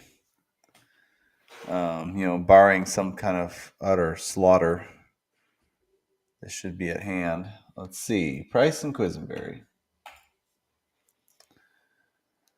Okay. It's kind of whatever. David Price, 5 innings, 2 hits, 3 runs, 2 walks, 4 strikeouts. Quisenberry, 2/3 of an inning, gave up a hit. Well, he about made it close. Tony about made it close here. Note on Quisenberry's game is this was his 12th game of his career. Oh, and it was his first career hold. He didn't get a save here, but he got a hold. So, but quality start. IAS to Tony, K per 9 to Formidable's ERA to Tony, whip to Formidable, and it'll be a 7-4 victory for Nathan's team Formidable. Okay. So he takes the series 2-1. Well, what that does for Nathan, he jumps to 6-11-1, which I say jumps because he didn't have a win there for 2-3 weeks. And if we took those last couple weeks, I mean, he's 6-11-1, so he's making strides, definitely. He's a third of his games now, pretty much. He's won. Ducey's Delights drops to 7-10-1. So there's some movement this week. There is. The patient lives again. The patient lives again. There he comes. Formidable's coming, boy. Watch out. He's climbing up. And so the good. most humble guy I think I've ever known, Tony. Good game, Nathan. Tony's start Tony. Yeah. And he's had a lot of close matchups, too. A lot of close matchups. So, speaking of matchups, what is our next matchup? Our next matchup is going to be Mr. Brett Carter, the Doo-Whoppers, versus Geeze. Ooh, oh, jeez. Oh, jeez. Probably the best team name in the the way it came about. Amazing. So Geeze is 9-5-1. They're sitting third in the standings, and the Doo-Whoppers are 8-6-1. They're ranked 6th. So this is actually, if it ended right now, would be a playoff matchup: the 3 seed versus the 6 seed. Roto is in agreement with OGs. They have them ranked 3rd with the 1st ranked offense and the 9th ranked pitching, and the Doo-Whoppers are 8th in Roto. With the 4th ranked offense and the 16th ranked pitching. Oh, yikes. Well, the Doo-Whoppers, they're just outside, as we said in the intro video, just outside of looking at like an elite team. If they could pick up like a 2-1 or something this weekend, they would be sitting really well. But the OGs would be a difficult team to do that against. So we'll see. Next problem is the Doo-Whoppers are throwing Corey Kluber, which has not fared well this season. 6.35 ERA with a 1.32 whip. And he is paired up against Ed Rulebach. Max, correct me on that. But listen to this number. 0.96 ERA with a 1.04 whip. He is currently 14th in the Cy Young race. Oh, man. Wow. Killing it. Both of them are mixing and matching this entire matchup. So we're going to see Will Clark in this first matchup. David Wright, Hanley Ramirez, Ralph Kiner, Duke Snyder, JD Martinez, Scott Rowland for the Doo-Whoppers. And then on OG's side, whose offense has been absolutely tremendous this year, we got Molina, Delgado, Gehringer, Sheffield, Sewell, Williams, Ted Williams, Torrey Hunter, Sammy Sosa, and Christian Yelich. Yeah, Sheffield and Gehringer are currently sitting at 3rd and 4th in the MVP race. Goodness. And, by the way, that reliever, Kimbrel, he's sitting tied for 2nd right now as best reliever. All he does is get saves, man. Yeah. He had a lot of good years. Just don't want to get his more recent years. This is a 2013, so this is going to be... But we have our MVP frontrunner, Will Clark. We're about to see how he does in Game 1. Oh, man. Yikes. Oh, man. What happened here? 1 run. 3 walks, no home runs, no RBIs. Just 9 strikeouts. not good. Just nothing at all basically worth highlighting. Nope. I mean, so Will Clark, we mentioned him, 1 for 4 with a walk. According to Nathan's theory, Will Clark would have hit it, like a 3-run homer or something, but they walked him. That's his Mattingly theory. We are ghosts, spirits that rise from the dead.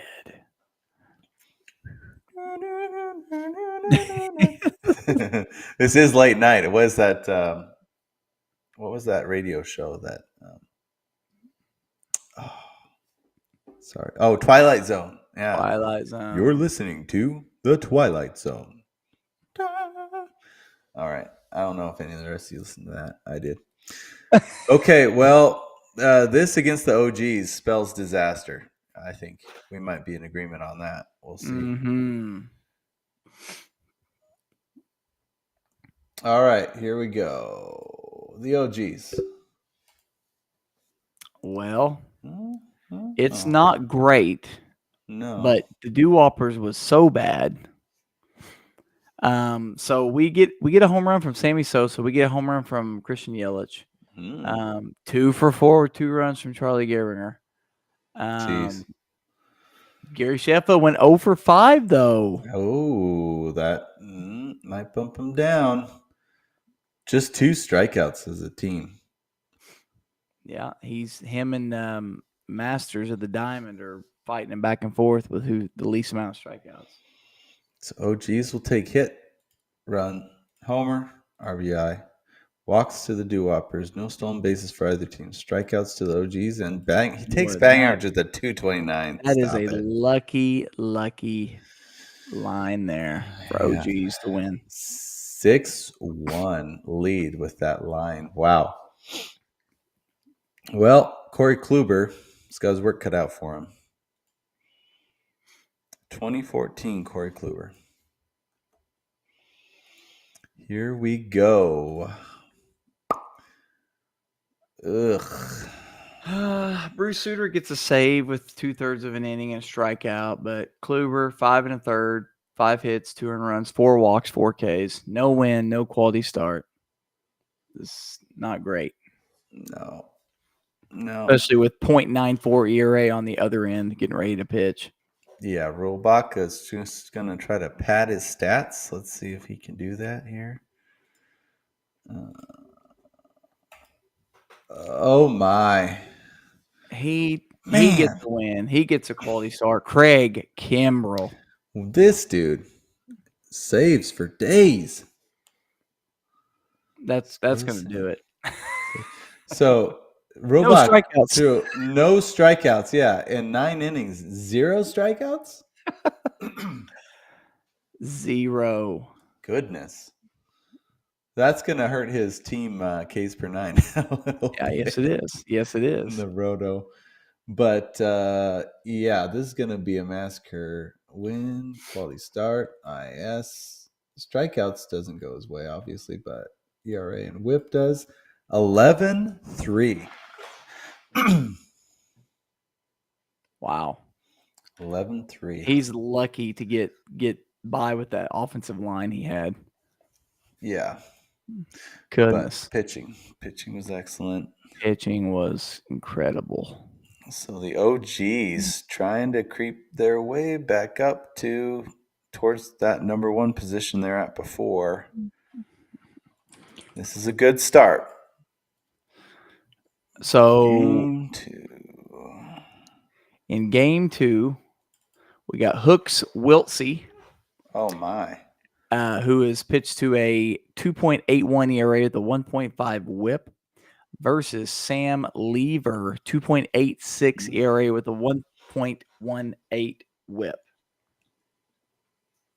This is Sam Lever's second to last game to ever pitch. Well, to pitch in the regular season. Wow. So this is very, very late Sam Lever. On offense, we see Will Clark's still in the lineup. He's at DH now because he entered Lou Gehrig. The Doo-Whoppers did with Edgar Martinez, Vern Stevens, Chick Haffey, Wally Berger, Vladimir Guerrero. And then on the OG side, there's a Bagwell sighting. Yogi Berra is back in the lineup. Jose Reyes, Kenny Lofton, who we saw in the intro video getting absolutely livid, and Manny Ramirez. Gosh, there's some major bats in that lineup. It's just crazy. All right. Lou Gehrig has been mightily struggling this year. So hopefully he can turn it around. Here we go. Doo-Whoppers. Team 2. Do we have a turnaround? Ooh, I see some good numbers in here. Wally Berger, however you say it, Berger. 1 for 4, 5 RBIs with the home run. My goodness. Look at him.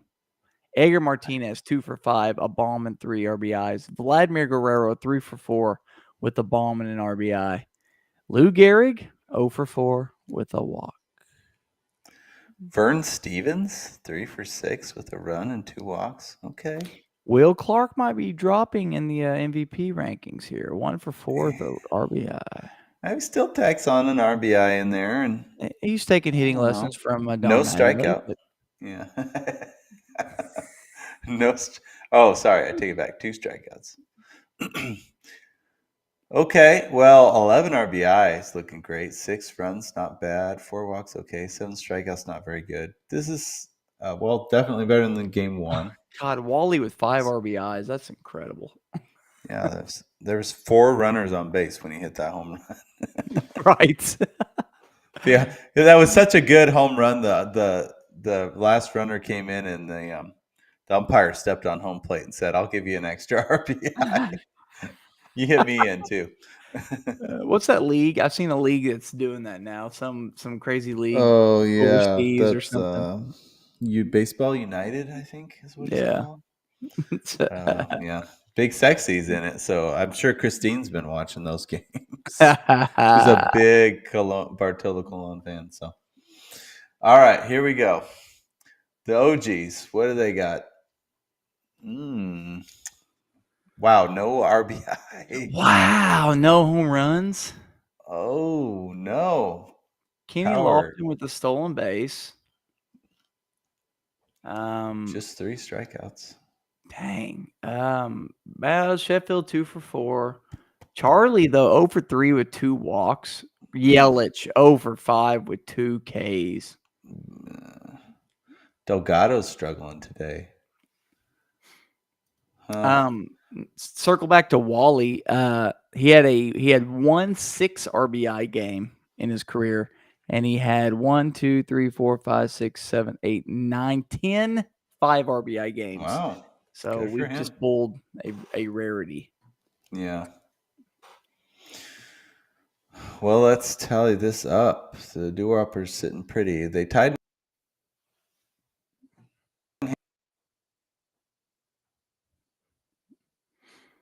He's frozen, but you can still see the spreadsheet, I think. Well, no, you can't because he's frozen. See if he got back here. I think he's back. I think I'm back, right? Yeah, you're back. Look at this. The OGs, against all odds, take a 4-3 lead. OGs? Because they took walks, stolen base, strikeout, and batting average. What? No home runs and no RBIs. This is like a fantasy baseball anomaly here, because if you were to look at both these lines and say, which one do you want to take? The team that got 3 home runs and 11 RBIs, or the team that had 2 more walks, a stolen base, less strikeouts, and barely a better batting average. Well, look at that. The OGs gaming the system. Wow. For a 4-3 lead right now. Wow. That's tough. Well. So, Hooks, Wiltsey, and Jonathan Papelbon, it's up to them to right the wrongs here. See what they can do. Oh my. 13. my. innings for hooks. No runs? No earned runs. Oh, no earned runs. But they didn't get this man a win? Stop it. You talk for a minute. I'm gonna go look this game up. Stop it.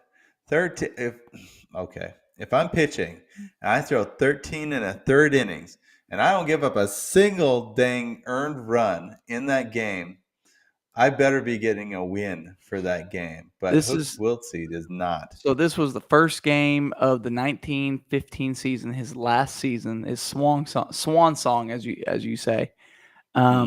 He pitched.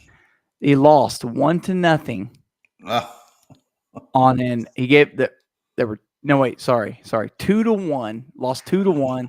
Gave up 2 unearned runs, but pitched 13 and a third innings. My goodness. And it says complete game, so he must have lost. A walk-off? Yeah, it had to have been a walk-off. He had to have been, yeah. Jeez. That's when he decided it was his last season. It's like, I can only take so much of this. I'm finishing out the season because I'm not a quitter, but come on. Harvey Haddix. That name sounds familiar, but I don't even know who that is. You know that was actually his third to last start. Oh, okay. Third to last start because he only started 3 games that last season. He came in relief a bunch. Jeez. Well, Papelbon scoreless inning, gave up a hit and struck someone out, but no save. So we're looking. Okay, quality start, IAS, the ERA is incredible, the WHIP is great, but the K's not so much. So you got that guy, Lever and Kimbrel. You got that guy. You said it was old. You said it was old Lever though, so it is. Maybe get an edge with against an old Lever. We'll see. We'll see. Oh, old Lever! What a game! But this is interesting because he's only up 4-3. Lever has an incredible look. Kimbrel 0 ERA, 0 WHIP with a save. But Lever, no strike. This is the second game in a row he's had starting pitcher not get a strikeout. He only has 1 in 2 games. Wow, Kimbrel. And this happened to be Lever's last career win ever. Oh, well, going out with a bang.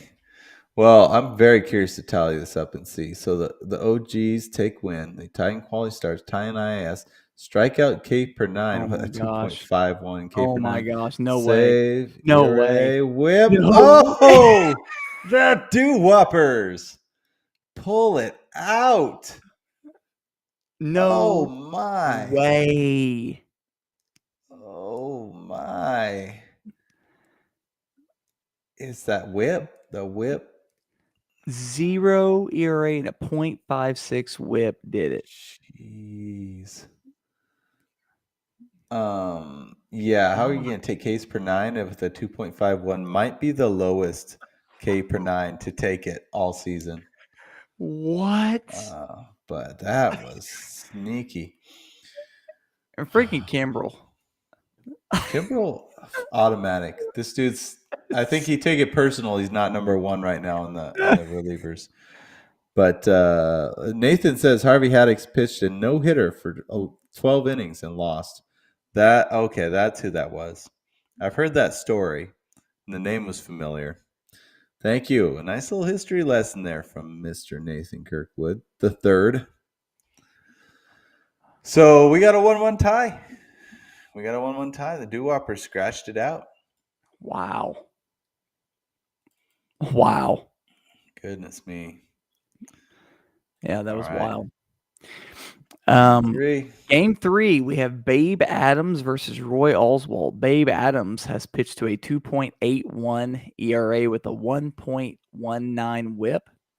And Roy Oswalt has pitched to a 3 ERA with a 1.11 WHIP. And look who we have closing for Micah once again.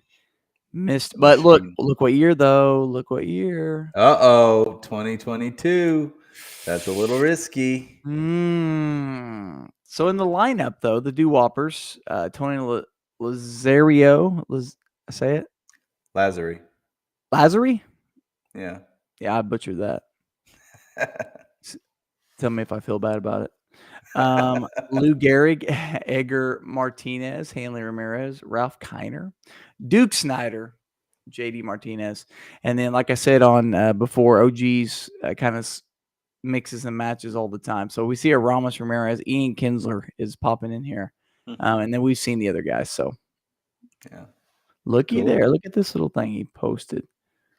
Oh, look at a little history there. I'm not going to read it out, but I'll let everyone watching the VOD later definitely click the see more and read that. That's pretty cool. We're all about the baseball history in here. 1959.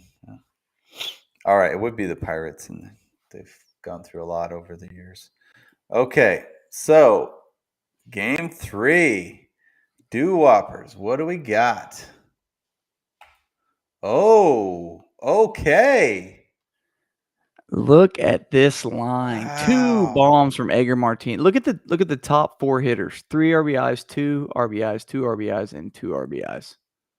Lazary says, put some respect on my name. No kidding. And remember it. Lou Gehrig 2 for 3. He finally has a decent game. 2 RBI, yeah. Only one person doesn't get hit, Duke Snyder. But this is an incredible line. 2 walks even, though, for Duke Snyder. 8 walks.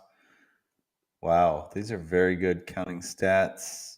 No stolen bases, but, man, across the board, pretty dang good. Look at the Doo-Whoppers. Okay. Oh, geez. If there was a team that could match this. True.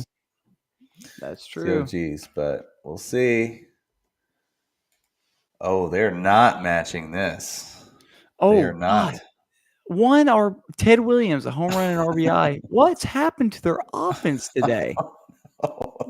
I think the witch doctor transferred it from Tony to the OGs. Oh my. Man. I don't even know what to talk about. Ramirez 0 for 4, 3 strikeouts. We could talk about that. You know, I mean, there's some 2 for 4s, 2 for 4, 2 for 5, 2 for 5. Ted Williams. There's no counting stats. 2 runs and solo bomb, but Manny Ramirez. God. We're gonna have to. Yeah, he took a major step back this week. We're gonna have to tally this up and see the damage. Doo-Whoppers gets hits, runs, home runs, RBI, walk, tied and stolen bases, tied and strikeout. They take batting average 6-0. Wow. Oh my. Woo. Wow. Roy Oswalt, Craig Kimbrell got their work cut out for them today. Oh my God. Babe Adams, Jonathan Papelbon in the driver's seat. Babe. Well, the whip's good. 0.71 whip. You get a quality start. You get a save from Papelbon. Papelbon did well. So you're up 6-0, though. You got to feel pretty good about it. Yes, up 6-0. 2 out of the 3 of the trifecta. And the whip is very good. So, yeah, good chance of holding up for sure. Oswalt and Kimbrell. Here we go. Ooh. Freaking Craig Kimbrell. Oh, my God. So good. Oh, my God. Ks per 9.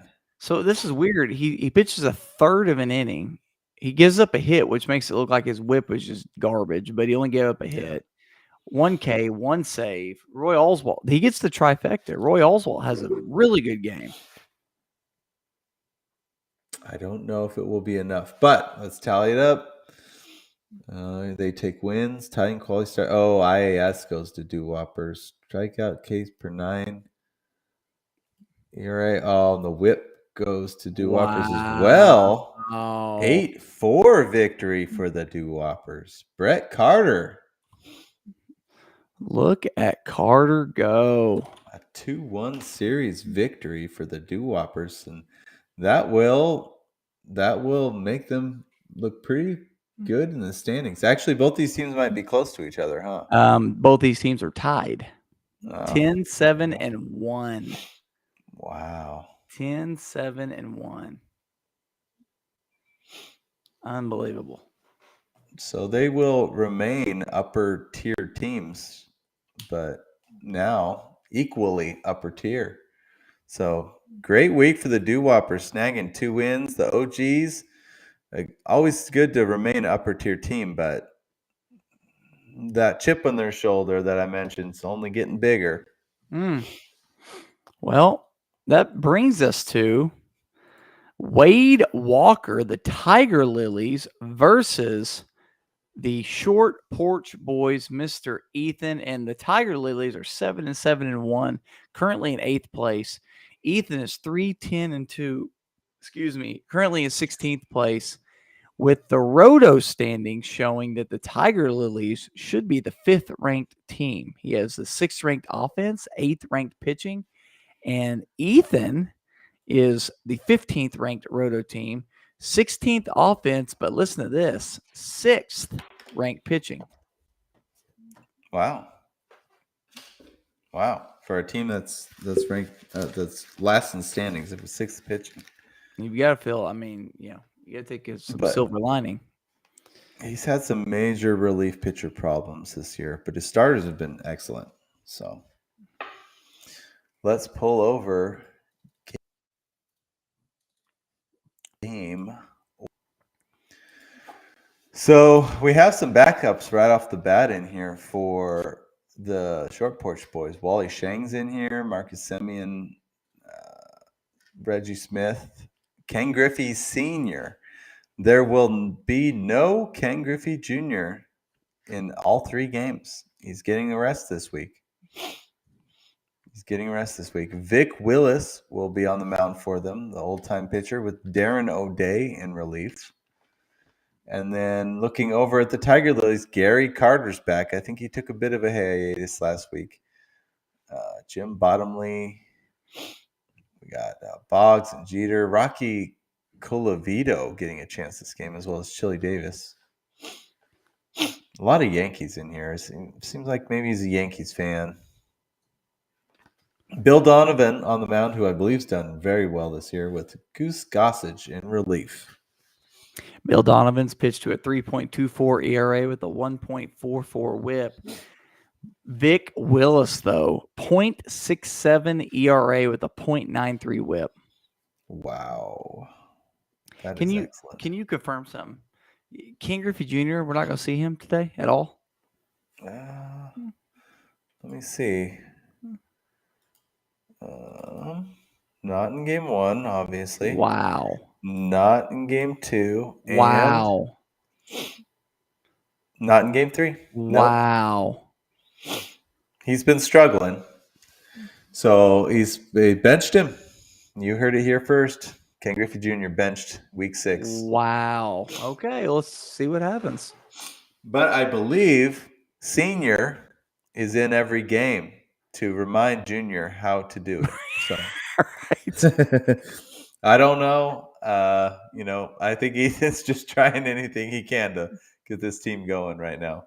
Okay. So let's see. Let's see if it works. Game 1. And look at Ken Griffey Sr., 3 for 4 with a run and a walk. Thank God for him. But not much else going on exactly. Jeez. And Willie Stargell, 1 for 4 with 2 RBI. That's his only 2 RBI.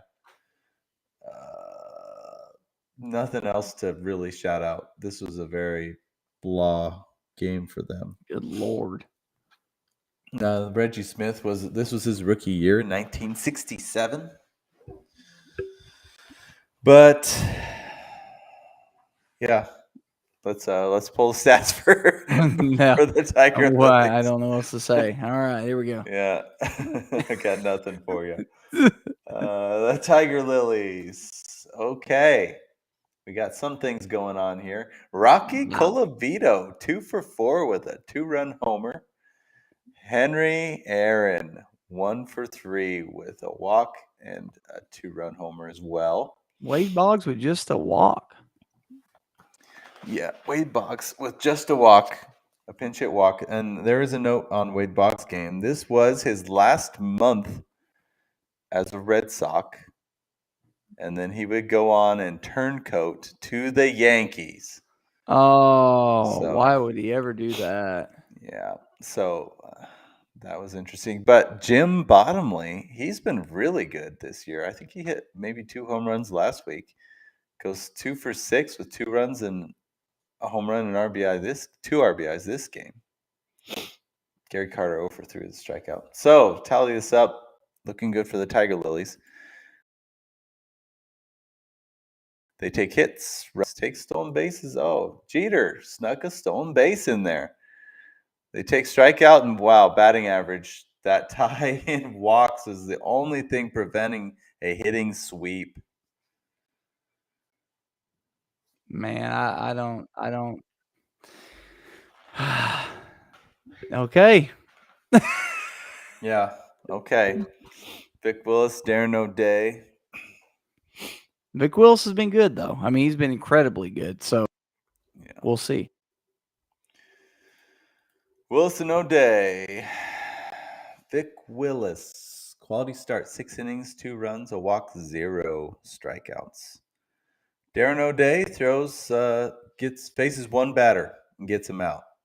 But it was not a safe situation. This was actually his second game after he was traded from the Mets to the Texas Rangers. Okay. Yeah, I don't know. I mean, we should just, Has Darren O'Day pull got a this. save this year? Darren O'Day, No saves. relievers. No saves. He is, out of the 32 relievers, he is ranked 28th. So, but his counterpart, Dennis Eckersley, ranked 27th. So, yikes. He should just be happy he didn't give up a run. I was going to say, I feel like they sent Darren O'Day out there for this game and went, just one out. Just don't screw up. All right, come out. You got the out. No more. Quit while we're ahead. Yeah. All right, Bill Donovan, Goose Gossage. What do we got? That'll do 2 it. wins. 2 wins. Win and quality start. A complete game for Donovan. He gave up 2 runs, 4 walks, 5 strikeouts. Goose Gossage gets to win 2 2/3 innings, 2 hits, 2 strikeouts. As you said, that will absolutely do it. Let's just see what the final was. 11-2. Man, oh man. Well, you freeze on me? Sure. I think he's frozen. Well, game 2 is going to you back? Oh, kind of. Oh, kicked him out. There he is. Oh my. Oh my. We got some. I would have thought late at night it would be better. Oops.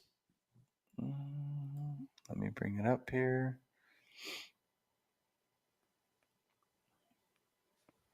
Well, while he brings it up, this game 2 is going to have Gaylord Perry versus Jim Catt.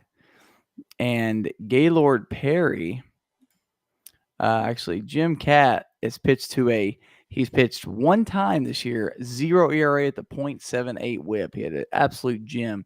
But Gaylord Perry is pitched to a 1.50 ERA with a .89 whip. So he has been absolutely incredible this year in 2 starts that he has had. Sorry. Trying to still pull this up. It was giving me some grief. Here is. All right. Thank you for that rundown.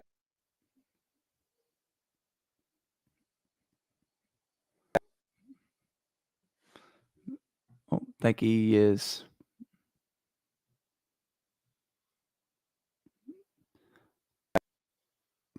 think he is frozen again. Uh-oh.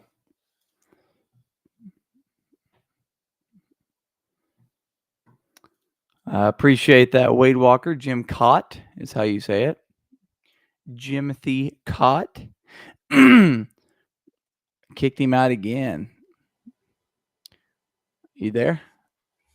There I believe he I'm is. back now. We're really struggling here. I have a share screen on mine. I wonder if I could share it.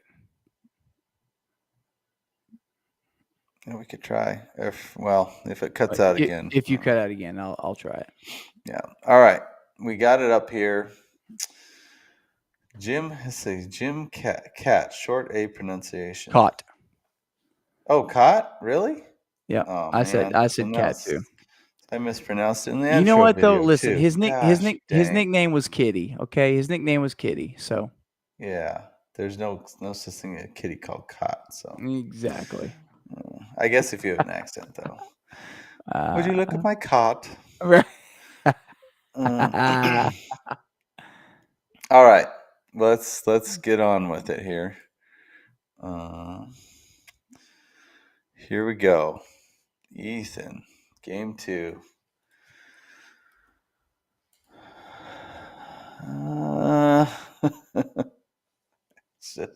It's not great. Look at Ken Griffey Sr. though, 2 for 3, a run and a walk. Yes, I mean, you see, son, this is how you do it, right here. Yeah. 1 at bat for Semyon, 3 plate appearances. And he went 1 for 1 with 2 walks, but no other counting stats. Buster Posey 2 for 4, a run, a walk, and an RBI. But look at Nelson Cruz, 0 for 6 with 3 strikeouts. So I did have a note on this. His team went from batting in the 320, I believe, to just from Nelson Cruz's at bat, or 0 for 6, 3 strikeouts, down to 286. Nelson Cruz tanked it. Wow. But that was a rookie, Marcus Semien, in his rookie year, 2014. Yikes. Just uninspiring. Yeah, not great. Tiger Lilies been swinging it. Got another shot here. What do we got? Oof.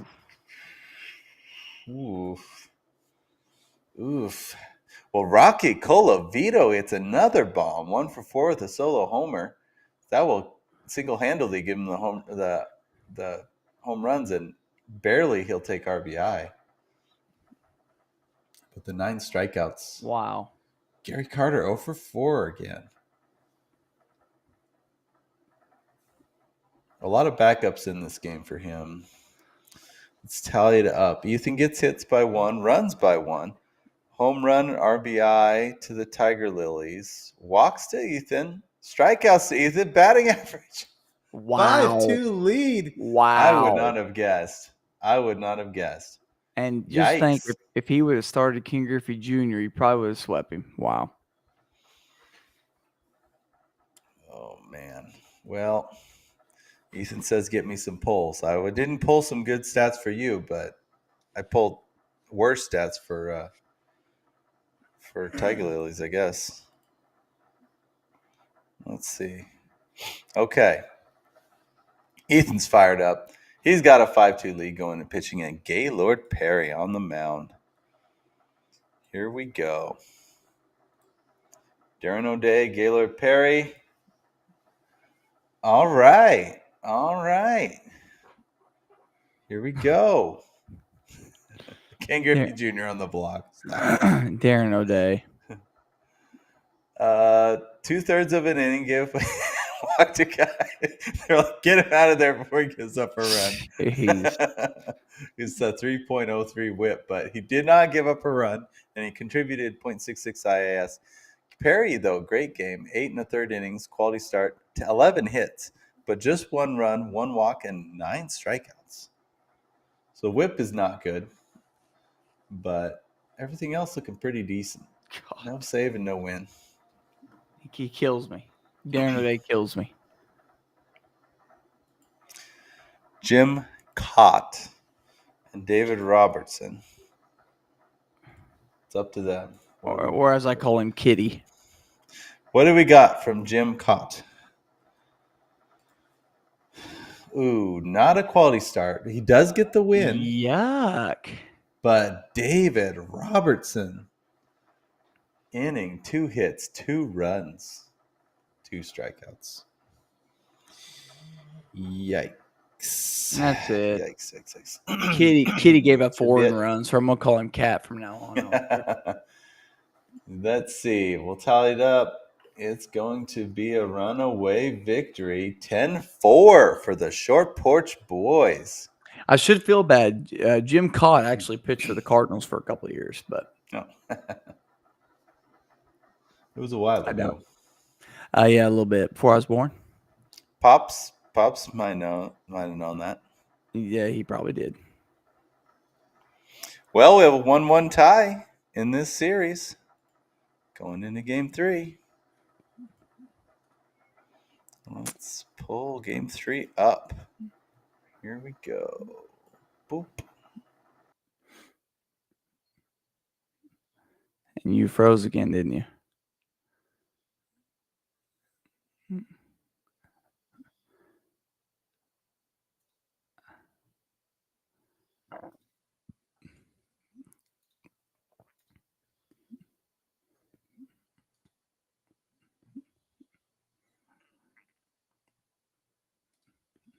All right, so let me go ahead and share this with you. I'll zoom in on mine while he is popping back in here. And we'll see if we can see this. Let's see if that's too big. 175. We're going to make it work till we can figure things out on Preston's end. You back? Yeah, I'm back. Okay. You want to go ahead and reshare your screen? Try it again? Sure, we can try. I mean, I'll have mine ready, but okay. I don't have the. All right. Yeah. Okay, here we go. We got a Jim Thome sighting here. Manny Machado in here.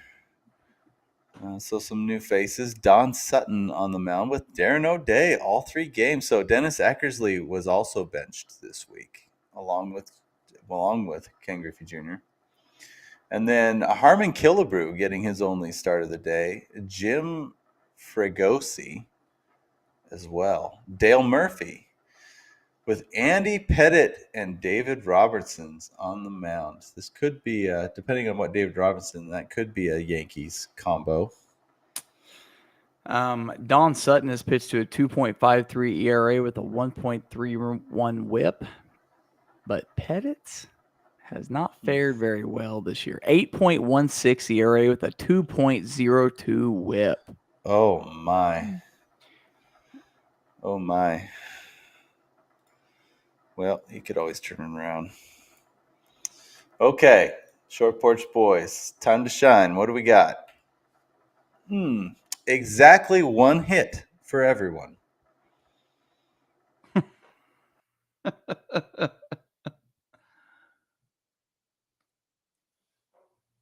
Okay. Did you freeze again?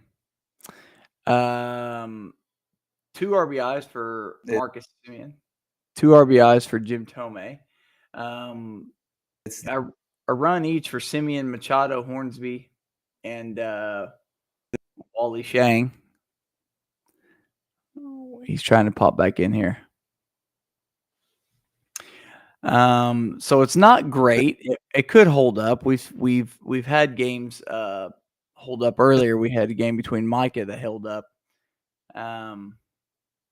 So we'll see if this one holds up or not. I need to go over here because I'm gonna need to pull this up. Okay, sounds like I'm back.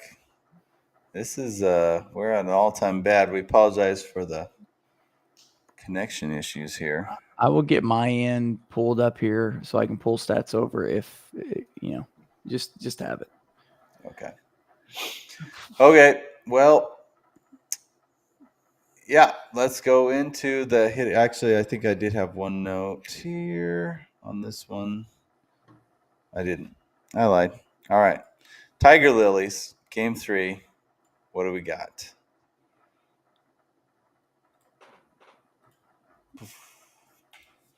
Okay. Okay, that's a little more like it. Chili Davis, 1 for 3, 2 walks, a 3-run homer. Dale Murphy, 1 for 4 with a solo homer and a walk. But I don't know. That Knapp, LaJoie, and Harmon Killebrew combined to go 0 for 8. Gary Carter, 0 for 4 again. I think he was 0 for 12 on the week. Wow. Yikes. These are so similar lines. Let's see here. Okay, Short Porch Boys takes hits.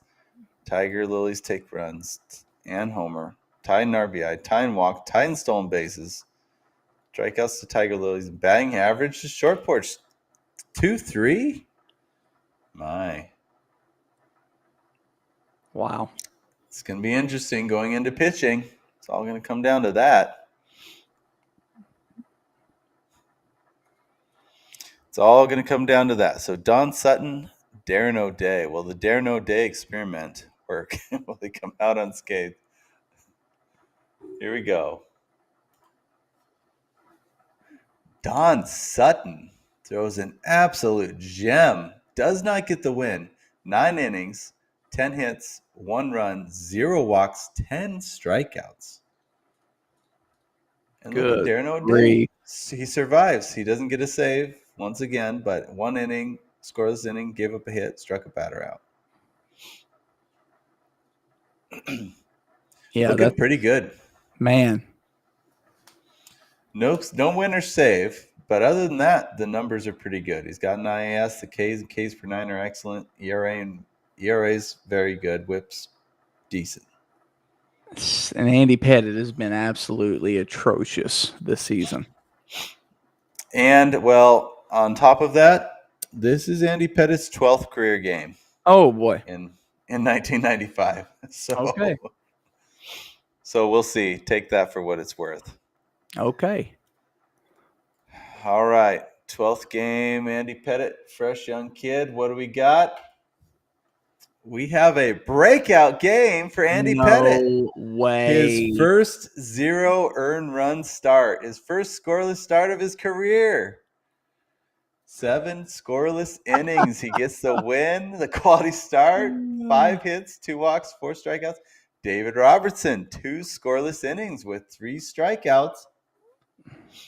Look at this. Wow. This 9 IIS. And we tally it up. The Tiger Lilies take it. Unbelievable. The pitching. Unbelievable. Pettit and Robertson. Man, wow. You've got to think, man. King Griffey Jr. wasn't in the lineup. A couple of those matchups were close. It's true. No, I don't know. That's tough. Well, the standings now. Ethan sits at 4-12-2. Tiger Lilies are 9-8-1. They are above 500. There's going to be a decent amount of teams sitting around that middle area, fighting for those last 1 or 2 playoff spots. Yeah. Ethan says, "Never in my fantasy career have I ever been so ripped off." Oh my gosh! Do you hear that? I don't know if you hear that. It sounds like a freight train. Is it really loud or? Oh yeah, it's Brent. Brent's team's coming up. Brent. Oh no! Christine. Brent's team is coming up. Oh my! They are trying to set league history for 3 weeks in a row with sweeps. They've swept last week. They swept the week before, which that in and of itself has only ever happened once in the league. They are 12-3. And Christine is 6-9-0. And not only is this a dominant performance so far for Masters of the Diamond. He is significantly leading the Roto standings for number one by 38 points in Roto Jeez. standings. He has the number one offense, the number one pitching. The dude's been just lighting it up. And surprisingly, after seeing the Roto standings, Christine's team has dropped to 16th in Roto, which is shocking. I feel like they played better than that. Yeah, well, I mean, their hitting's been abysmal for several weeks in a row now. The pitching was pretty good in the beginning, but has gone downhill a bit. So this is tough. We're looking at the number one team in Roto versus the number 16 team in Roto. Man. Christine, can you pull a miracle? I don't know. We'll see. Russia versus the United States ice hockey. When was that? 1984 or something? Anyways, the miracle. Yeah, right. So, yeah, you pulled the stats in this game, didn't you? Yes, I did. And we have a matchup of Deacon Philippi versus Bob Gibson. I want you to look at the year. 1968. Oh, my. On the short list of one of the best starting pitching years of all time. That's where I'll leave it for you right there. My goodness. So we have what's that? Bob Gibson's like his. Oh no, that's for Christine, isn't it? Yeah. That's Christine's ace. Yeah, Deacon Philippi. Okay, got you. We're gonna see Chapman, Aroldis Chapman, who arguably is the best reliever in this fantasy setup. Yeah, he's ranked number one right now. Joe Nathan, which has been hit or miss. He's been an interesting one. He's actually cracked top 10. He's 10th exactly right now. Okay. So it's been decent. Joe Torre, George Sisler, Frankie Fritsch, Paul Mulder. There's Lou Brock, Ty Cobb, Mel Ott. Mickey Cochran. Is he going to lead the team in strikeouts? Oh, wait, no. I'm reversed right now. Yeah. Joe Torre. So Mickey Tettleton. Joe Torre, yeah, that's Mickey Tettleton. That's right. He was benched all of last week. Now I heard he's going to get some time this week, but still not in. We're going to see Freddie Freeman, Roberto Alomar, Miguel Cabrera, Barry Larkin. I like looking at her lineup because it just takes me through my childhood, Yeah. My childhood and my early adulthood. Yeah. Yeah. Fun. All right. Well, let's get it. The Masters of the Diamond. Can they stay hot? Not up to their usual standard, I would say.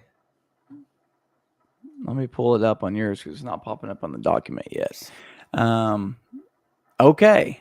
So it's not, but he still gets 12 hits. 1 home run comes from Johnny Mize, 4 RBIs, 3 walks, low Ks again, only 3 Ks. You're right though. The counting stats are lacking. Mize and Molitor, good game. Torre doesn't strike out, so he had a catcher that didn't strike out, so that's good at least. But yeah, well, Christine, you want to topple David versus Goliath? You got a little bit of an opportunity here early on. Here we go. Right. Here we go. Oh, okay. Look at Christine. 3 for 5 from Mickey Cochran, 4 RBIs. Ooh. She gets a home run from the crime dog, Fred McGriff. Nice.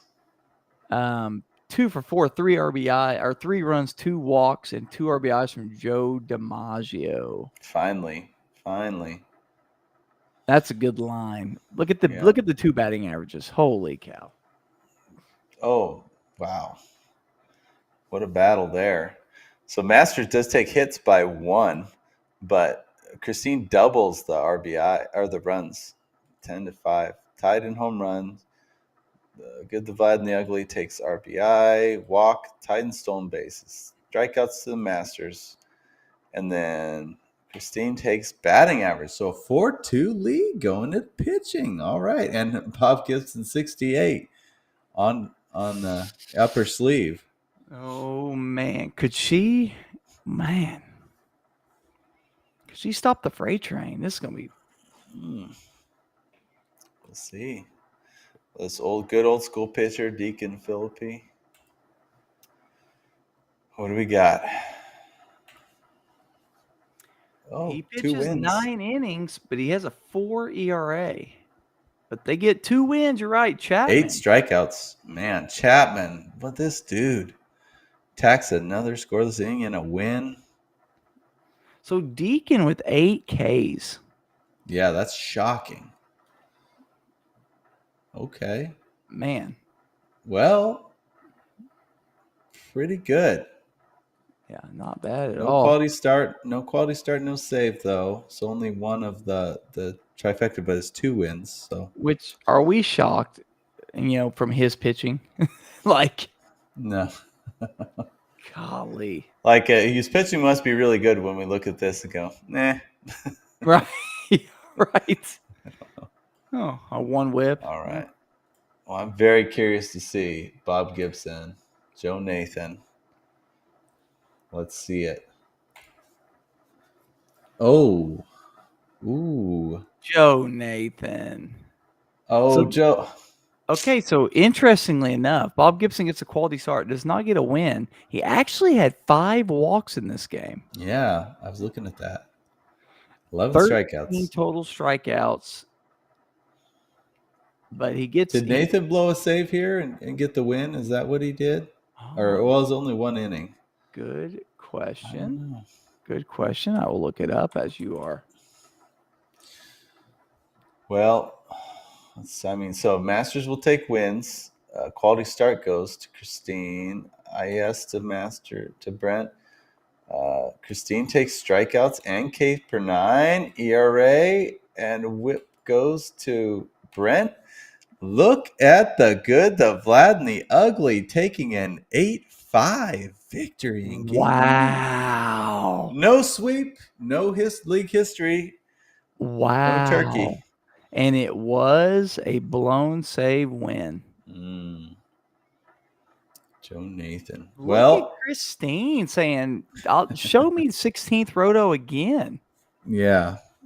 Yeah. Come on, Roto. Show some respect. Look at that. She's going to have a nice little surprise when she wakes up in the morning and watches the stream Sunday morning. My goodness. Well, there we go. Nice for Christine. So they are human. The Masters of the Diamond. Yep. But look who Masters has coming up pitching in the second game of the series. As Preston is getting it to load up here, he has Mr. Randy Johnson. Oh, man. And Aroldis Chapman. Is Randy who's number 1 right now for Cy Young?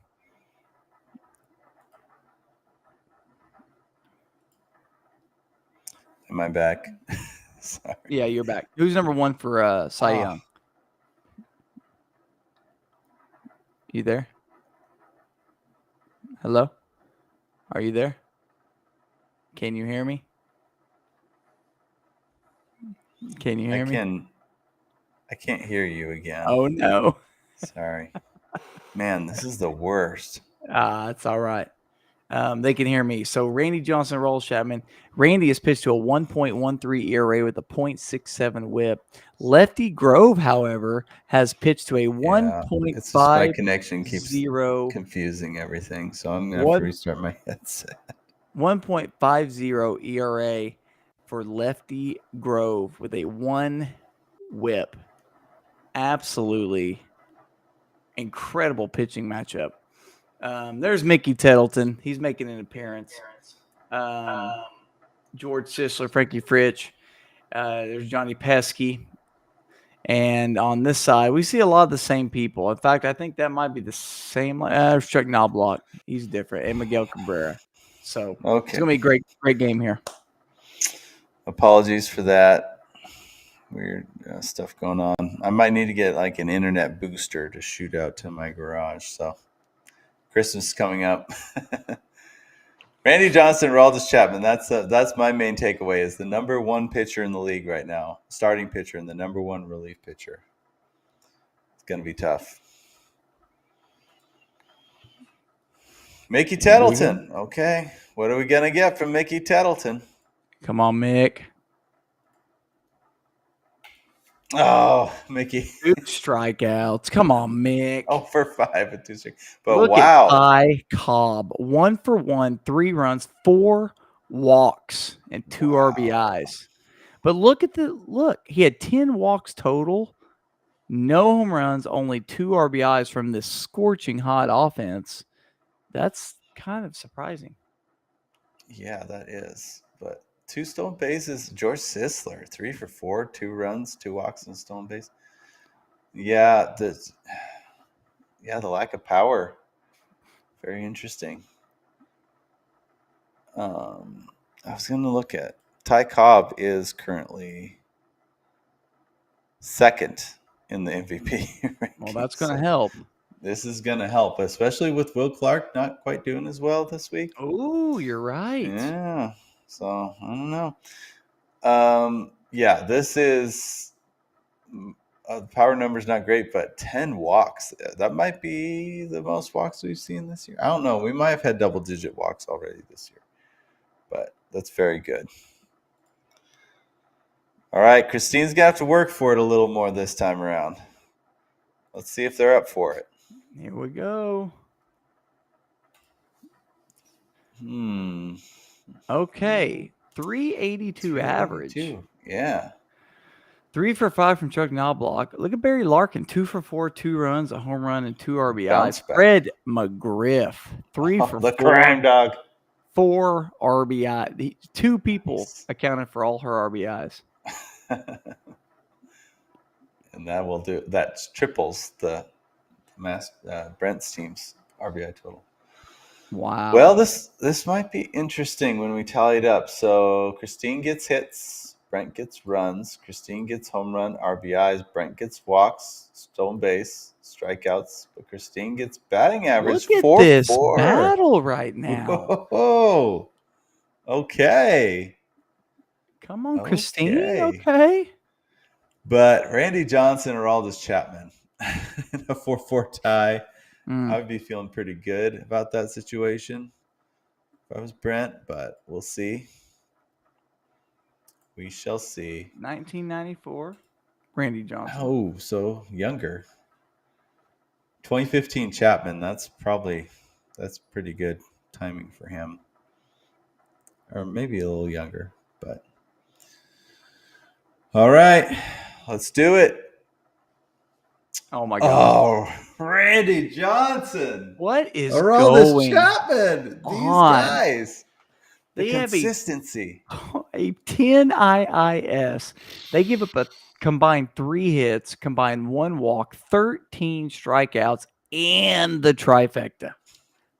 This is about as good a pitching line as you will ever see. I mean, period. That's unbelievable. That's not much else you can say. Amazing. Lefty, I'm so sorry. Decro, Raciel Iglesias. Good luck. Well, I feel like this is when you're playing that chess match against someone who's really good, and you think, oh, I think I might have gotten him, and then they make that move, and you realize, oh, I didn't even notice that. I'm in trouble. That's what this is. Let's see. Lefty Grove, Raciel Iglesias. Lefty. That's a very good game. He pitches a gym too. Okay. But he gives up 1 earned run, so he doesn't get the IIS. She does get the trifecta, but what a stellar line to lose. I mean, by all means, excellent line. Where have we gotten where one? Oh, she gave up a run. She's done. Yeah, she gave up a run in 10 innings. She gave up a run. She's done. Wow. So IAS goes to Brent. Ks per 9. They tie in saves, ERA, and whip goes to Brent 9-4. Unbelievable. And dang, that's tough. Christine, that's just, again, there's that freight train. Now it's like his offense cooled off, but wait, I've got a pitching staff. Yeah, that's a total freight train result right there. So, well, I don't know. I mean, Christine's hanging in, so game 3 kind of bodes well that she's hanging in. She is, but then now she gets to face Chris Sale, who has a 1 ERA with a .78 whip, and she is throwing Bert 4.15 ERA at the .92 whip. July 11. However, we're not going to see Aroldis Chapman. So Chris Sale second behind his teammate Randy Johnson in the Cy Young race. No Aroldis Chapman, but let's see. Street, where is he ranked? Middle of the pack. So not even that bad. But is that because we've only seen him 4 times? So we have another Mickey. Well, yes, probably. We have another Mickey Tettleton sighting. So how many strikeouts from Mickey Tettleton this game? Quick note, though, on Houston Street, he has a 0 whip this season. Oh, he's our new. That's right. He's our new 3 0 whip guy. 3 1/3 0 whip. Now that Kenley has a massive .17. Golly. All right, we ready to pull this? Let's do it. Let's do it. Wow. A .188 batting average. That might be the lowest he's ever had. Probably. 4 strikeouts. Oh, 3 of them from Mel Ott. Goodness. Look at all these offers. Red Rolf, 0 for 5. Paul Wayner, 0 for 4. Very uncharacteristic. Thank goodness for Pesky, 2 for 4 with a run, a walk, and an RBI. Tettleton didn't strike out, though. That a boy, he might get another start. Yeah, he got an RBI. No walk. Well, look at that. Christine hanging in. Got another shot at it. Let's see. She'll want to pad a league going into pitching. So we'll see. Here we go. Okay. 172 batting average. Oh, my gosh. I mean, yeah, she's going to lose batting average. But, stolen bases. Paul Molitor got that stolen base. She gets the home run. All she needed was 1. She gets it from Barry Larkin, 1 for 3. Again. Larkin again. She barely ekes out a win and walks. Just 5 hits. Yeah, let's tally it up. So Brent takes hits by 1, 6 hits. Christine takes home runs, RBIs, walks. But Brent takes stolen base, strikeouts, and batting average. That's got to be the lowest batting average to win. Wow. That we've seen. A 188 batting average wins the category. And we're at a 4-4 tie again going into pitching. Christine is saying, let's go. Put the Dukes up right now. Yeah. Goodness. Some fight for sure. But Chris Sale, 2012 Chris Sale. And Houston Street. Sheesh. Let's see what we got. Houston Street gets absolutely annihilated. Wow. But look at Chris Sale. Wow. 6 2/3, 5 Ks, 3 hits, 2 walks. He does his thing. A win with a quality start. But Houston Street nukes. 54 ERA and a 7.58 whip. Well, he ain't going to be middle of the pack anymore. This makes things interesting. You're right. He won't be, be towards the bottom.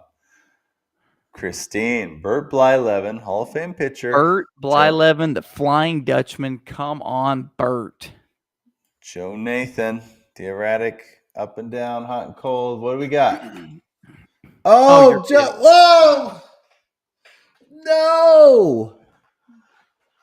Oh no! You know the saying, What? when things are going good, it's hard for them to go bad. It's kind of what's going on with Brett right now.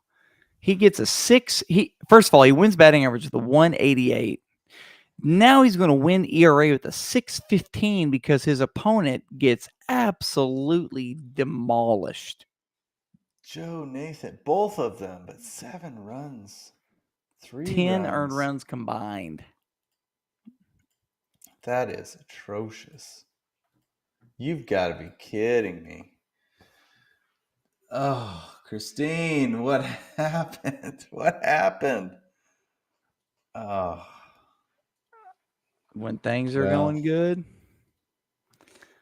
And on the flip side, when things are going bad, Christine is just she battled right there until that last she pitching did. line. I mean, she could definitely keep her head up. She made every game close and took 1 out of 3 from Brent. So where does that put us now? Brent is 14-4. And that puts Christine at 7-11. Man, she was so close to winning that. You could argue she was close to sweeping. And she loses 2-1. Yeah, you really could. Amazing. All right. Amazing. Who do we got next? The We got 2 more Pine matchups. Tar Bandits, Mr. Travis, Mr. 12-3 Travis Atkins facing Mr. Mark Jacobs, the Quazy Quakers. He's 5-9-1, currently ranked 13th in the standings. Roto actually bumped Travis down to 4th. He was sitting at 2nd for just about the whole year. He's now the 4th Roto ranked team, 5th offense, 5th pitching.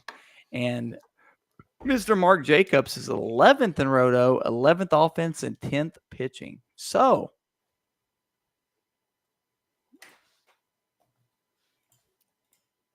should be fun. Yeah. Yes. Let me zoom this in a little bit. This is good. It didn't freeze you there. That's usually when it freezes you right there. That's true. It has been. Yeah. All right. So we got Jason Giambi in here, George Brett, Pee Wee Reese, Heine Manouche, Baby Doll Jacobson, Hal McRae down there after a down week last week, Dazzy Vance on the mound with Wade Davis in relief. And then looking over the Quazy Quakers, let's see. A lot of the normal suspects, Pujols, Michael Young. Michael Young's been really good. Pie Trainer has been good as well. Tris Speaker. Harry Heilman had a great week last week. Walter Johnson on the mound, who I believe is 7th in the Cy Young race right now with Hoyt. The Hoyt experiment continues. Hoyt Wellhound. Walter Johnson, 107 ERA with a .71 whip. Incredible. And Dazzy Vance on the other side, listen to this. 185 ERA with a .74 whip. Jeez. What a matchup. Yes. Yes. Is that Travis still up? Is that Travis? Yeah, look at Travis. Look at Travis, you little night owl, you. Dedicated manager. Wade Davis has been pretty good. He's 13th in relievers right now. But he's got a 15.43 Ks per 9, which leads all pitchers. Wade Davis. Wow. So this is Jason Giambi's 7th career game in 1995. It was his 7th career game. So very young Giambi. Conversely, this is George Brett's last season in 1993. Swan song. So he's got a youngin' and an oldie. Let's see how they do. Oh my. Nice. Very nice. Robinson Cano, 4 for 5 with 2 runs and 2 RBI. I mean, just good contribution across the board here, except for Baby Doll, 0 for 4 with a strikeout. Baby doll, come on, man. Dang I it. mean, he started slipping last week, still slipping. Like I say, just pretty good overall. Heine, 2 for 4 with a walk and an RBI. 7 RBI. No home runs, though. A 394 batting average. You're correct. No home runs. Pretty good, though. Pretty good overall. I mean, there's some holes, but pretty good. Let's see what the Quazy Quakers bring to the table. Well, a lot of zeros. I see a lot of zeros. Wow. 1 RBI, no strikeouts. They did get a stolen base from Joe Carter, so they'll take that category. And only 3 strikeouts, so they will take that category too. But no home runs combined. For Albert Pujols, who went 0 for 2 with a run and a strikeout, this was his last season with the Cardinals, the first time around, because it's 2002. Before he went to the Angels. 2011 would have been that. What his last would have been 2011. 2011 is whenever he played from 01 to 11, and then went 2012. You might have meant to put 12. Did you mean to put 12? Oh, I think so. I bet that's what it is. Yeah, that's got to be what it is. This was the first season with the Angels, probably. Yeah. And Nomar, this is his last season of his career, and that's why they just only allowed him to have 1 at bat. No kidding. Scored a run. So they said, "Okay, you're done." Gave him the Darren O'Day treatment. Just get out. Just don't screw up. Hitting version of it. Bandits take hits. They tie in runs. Bandits take RBI. Walks to the Quakers. Stolen base to the Quakers. Strikeouts to the Quakers. Batting average to the Bandits 3.3. Come on. That doesn't seem right. Wow. Okay. And they have Walter Johnson pitching. So watch out for the Quakers. Maybe they could surprise in this matchup a little bit. Quakers. But again, as you said, Dazzy Vance has been equally good this year. Incredible. Wade Davis has been electric. So let's see. Dazzy Vance, Wade Davis. Oh my gosh. Wade Davis. Wade Davis. Well, hey, look at his pristine Ks per 9. You know, Ks per 9 loves a good shelling. That's right. Oh my. Dazzy Vance. Good quality start, 6 innings, 3 hits, 2 runs, 2 walks, 4 strikeouts. But Wade Davis, 1 in the 3rd innings, 3 hits, 3 earned runs, 3 strikeouts. What's crazy is his whip's still not terrible. 1.09. No, it's not. They just gave up some bombs. Well, Walter Johnson, Hoyt Wilhelm, destiny is in your hands. Destiny is in your hands. Here we go.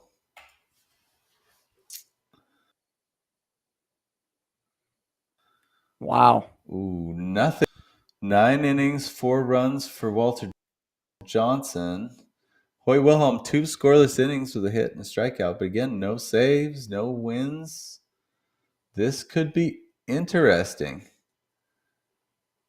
Quality start goes to Travis. Scoreless IAS, thanks to Wilhelm, goes to Mark. Travis takes strikeouts, Ks per 9. Mark takes ERA, and the whip actually goes to both Mark. 0.09. But Mark has a 09. Let's see. 0909. So if we expand Travis's 0909 versus 0914. 0914. It goes to Mark. Mark takes whip and it by 0.0005. Wow. That is on record easily the closest margin for a tie in the history of the league. Wow. You gotta be kidding me. Talk about the skin of your teeth. The Quakers sneak in a tie in game 1. You can't make that up. That's insane. Wow. That's Okay. insane. Okay. Well, maybe we'll have a Christine situation here where the underdog says, "No, I'm here to play. I'm here to play." Oh my gosh. That's hard to wrap my mind around. Yeah, that's insane. Um Jeez. All right. Game 2. Let's pull it up here. Eddie Murray's here. Eddie Murray's had a good year. Home run Baker. Billy Williams, he's done well. Reggie Jackson in there. Mr. October. Fergie Jenkins and Wade Davis. Fergie Jenkins, I believe, has done very well this year. And let's see. On the other side, Roy Campanella's in there. We got Joe Morgan. Jim Rice is in there. Trish Speaker. Ryan Howard, who was leading the league in strikeouts. I'm not sure if he still does, but he's definitely up there.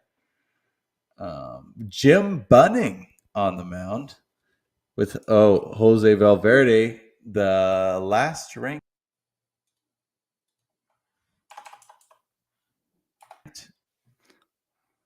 You there? All right. So Fergie Jenkins, you there? Yes, maybe. Can you hear me? Yeah, Fergie Jenkins pitched to a 1.13 ERA with a 0.94 whip. But Jim Bunning, 0.95 ERA with a 0.74 whip.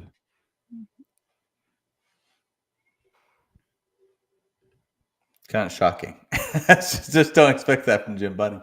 But if he can keep it up, I don't know. Fergie Jenkins, he has more name recognition for me. So we'll see. Travis asked why wasn't a tie, and we went down to decimal points. Typically, I think we just don't normally have to. But if it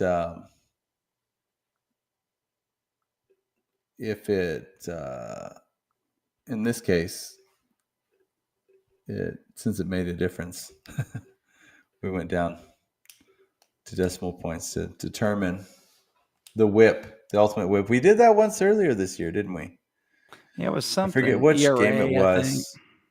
There was one of them where we popped it on down to determine. So, let's see. All right. Well, see if I have notes in this game. Maglio Ordonez, this is his rookie year in 1998. Jim Rice, also his rookie year in 1975. So here we go. Pine Tar Bandits. Game 2. Ooh. Good grief. Looking good. 10 RBI. Let's see. Smokey Burgess, 1 for 3 with a walk and a 2-run bomb. Home run Baker, 2 for 3 with a run, 3 RBI. Baby Doll, back on track, 2 for 5, 2 runs and an RBI. Maglio, 1 for 3 with a run and a 2-run bomb. Wow. 10 RBIs, 323 batting average. You got a stolen base in there from Billy Williams. That's an incredible line. Yeah. Very tough to beat that line. Homer Baker, 3 RBIs. Yeah. See what the Quazy Quakers can do in response. It's going to be lighter in the counting stats. Harry Heilmuth, a great game, 4 for 5 with a run and 2 RBI. Jim Rice, 2 for 4, 2 runs, a walk, and a solo homer. But Brian Howard, 0 for 4, 2 strikeouts. Brian. Making a bid for some of the worst stats in the history of this league. We'll see. But he has a couple homers. This might be a bit of a massacre. Let's see. Yeah. Travis takes hits, runs, home runs, RBI. Walks, goes to the Quakers. Stolen base. strikeouts and batting. So, okay, the walks kept it from being a hitting sweep. Wow. Have we had a hitting sweep yet? I don't think we do. We have. We've been very close, but I think we've eluded it thus far. 7-1 lead for the Pine Tar Bandits going into pitching with Fergie Jenkins and Wade Davis. Wade Davis looking to bounce back after that last outing.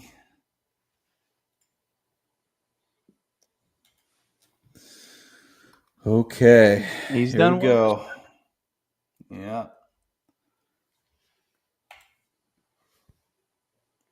Okay. Fergie Jenkins gets a win, quality start. So it was a complete game, 3 runs, 3 walks, 7 strikeouts.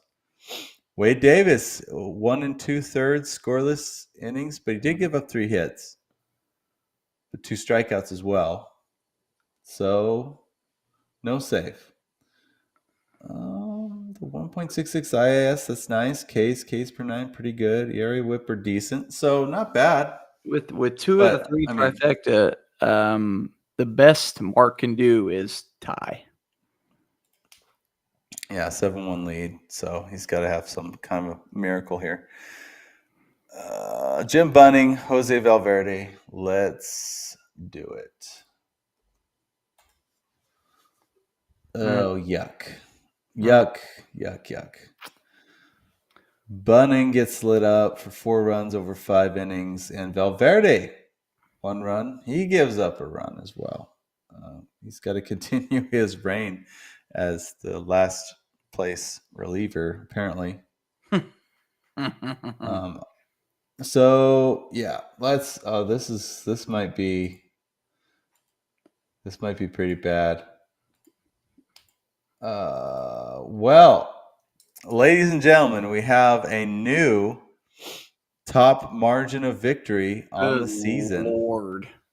14-1. Talk about a bounce back win. The Pine Tar Bandits just decimate. Ain't got to worry about a tie on that one. No decimals involved. Good Lord. 14-1. Jeez. Yeah. Okay. 1-1 tie. That will bring us into game 3. Man, 14-1. Jeez. That's game 3. Good pitching matchup. Yes, we have. As I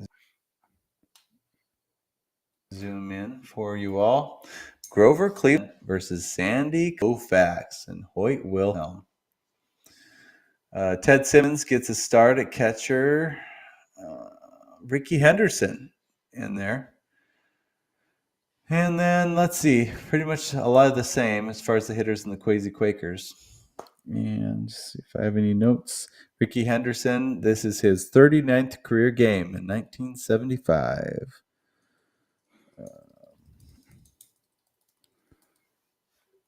And then over for the Quazy Quakers, Pie Trainer, that is his 4th to last game of his career in 1937. Grover Alexander is pitched to a 2.12 ERA with a 1.06 whip this season. Sandy Koufax has actually been touched up. 5.82 ERA at the 1.65 whip and 0 quality starts. Wow, 0 qualities. That's a surprising one. He's like the Warren Spahn of this year. Warren Spahn last year. 10 walks and 17 innings. Yikes. Okay, let's see these Pine Tar hitters after a great game last game. Oh. Well, thank goodness for Hal McRae. 2 for 4, 2 runs and a grand slam. Other than that, it would have been quite bad. But Mr. October is definitely not Mr. May. Yeah, 1 for 5 with 4 strikeouts. Actually ties the league record for strikeouts. 12 strikeouts. Wow. The only two other times we saw it this year was the two opponents against each other. Remember, 2 weeks ago, I think it was. Oh yeah. But Ted Simmons 0 for 4, 3 strikeouts. Homer Baker has another good game, 0 for 2, but a run, 2 walks, and an RBI. Ricky Not Henderson great. 0 for 4 with 2 strikeouts. Yeah, that's tough. That's tough. Mark, see what you got. Can you respond?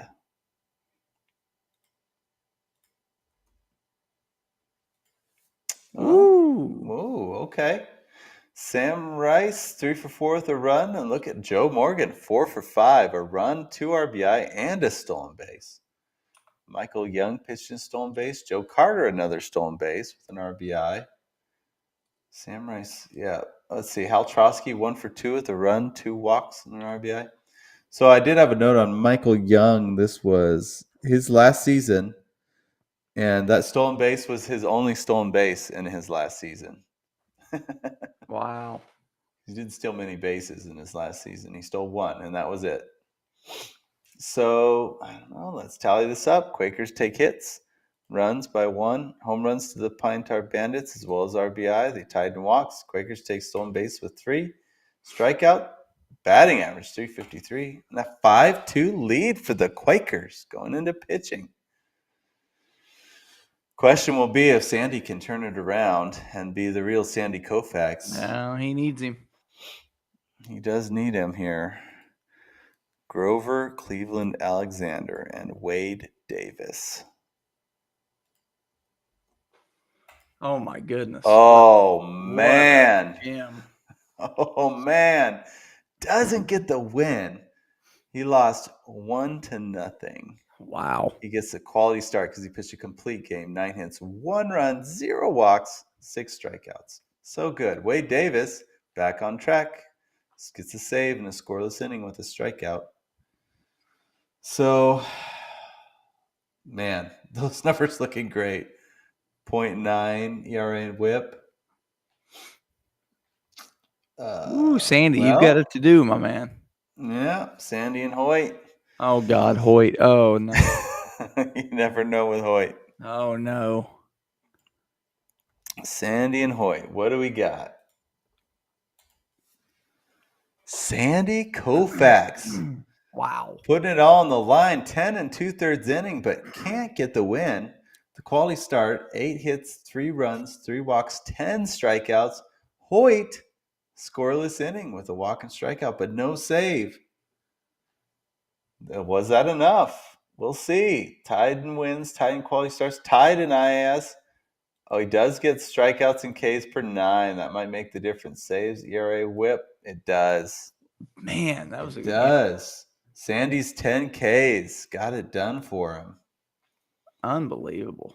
Wow. So we have a 1-1-1 game. We haven't had many of those this year. Or 1-1-1 series, I should say. Wow.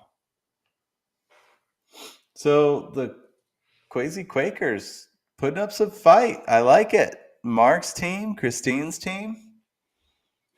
Yeah, it just Putting shows up you the fight. that this, this league can even out quickly. You have your teams that are playing better, and obviously, I mean, Brent's team went 2-1, and Travis's just went 1-1. So it's not like they played terrible. It's just every team on here has Hall of Famers. Yep. So that takes Travis to 13-4-1, slightly under Brent, under Brent. And that takes Quazy Quakers to 6-10-2.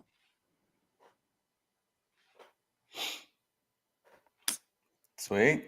Well, So we are to our last and final matchup, and it is between a 5th-ranked Brett Morgan Sasquad team, 9-6-0, pairing that up with a 3rd-ranked 9-5-1 Max Picklesburg Baseball Club. Look at how close these teams are. What a matchup. Yeah. In Roto, Sasquad is ranked 6th with the 12th ranked offense, but the 2nd ranked pitching.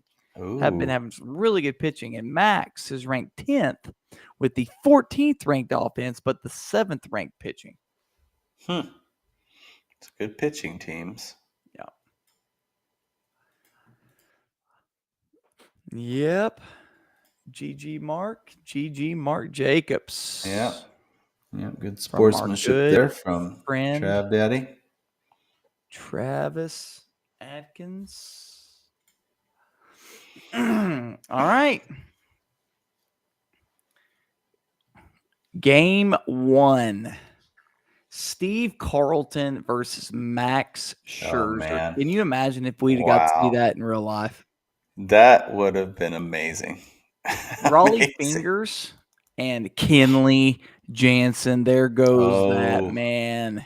Kenley Jansen sitting at a .14 whip on the season, a 0 ERA.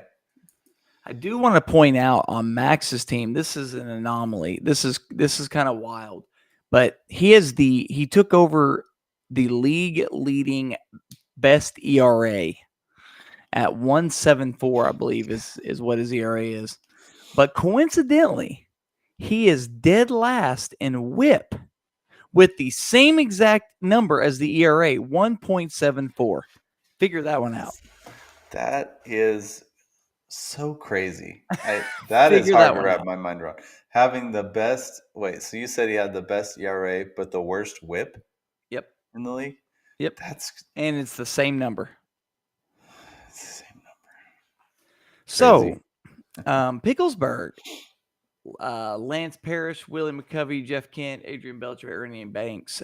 There's Mr. Barry Bonds. He said he's going to break out today. This is a 92 Barry Bonds, though. This is man. On the other side, Johnny Bench, Joey Votto, Eddie Collins, Chipper Jones. He didn't quite fit the Pete Rose bill for me, but he's close. Francisco Lindor, Matt Holliday, Carlos Beltran, and there's the GOAT, Brian Giles. Mama, there goes that man, Brian Giles.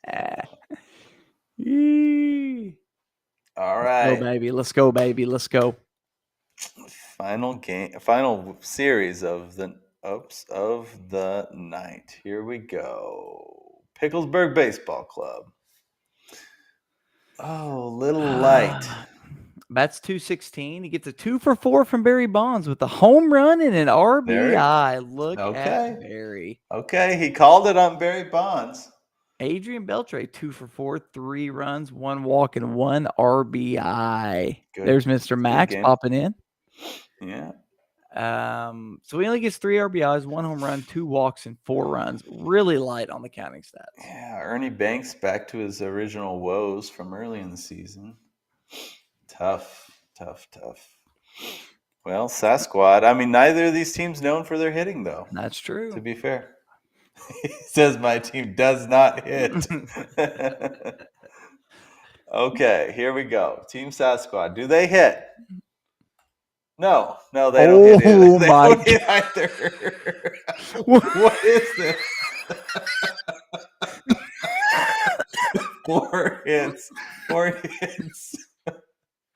Oh, no. Oh, my God. I'm about to die. Okay. Joey Votto gets a home run with 2 RBIs. That's it for the home runs and RBIs, by the way.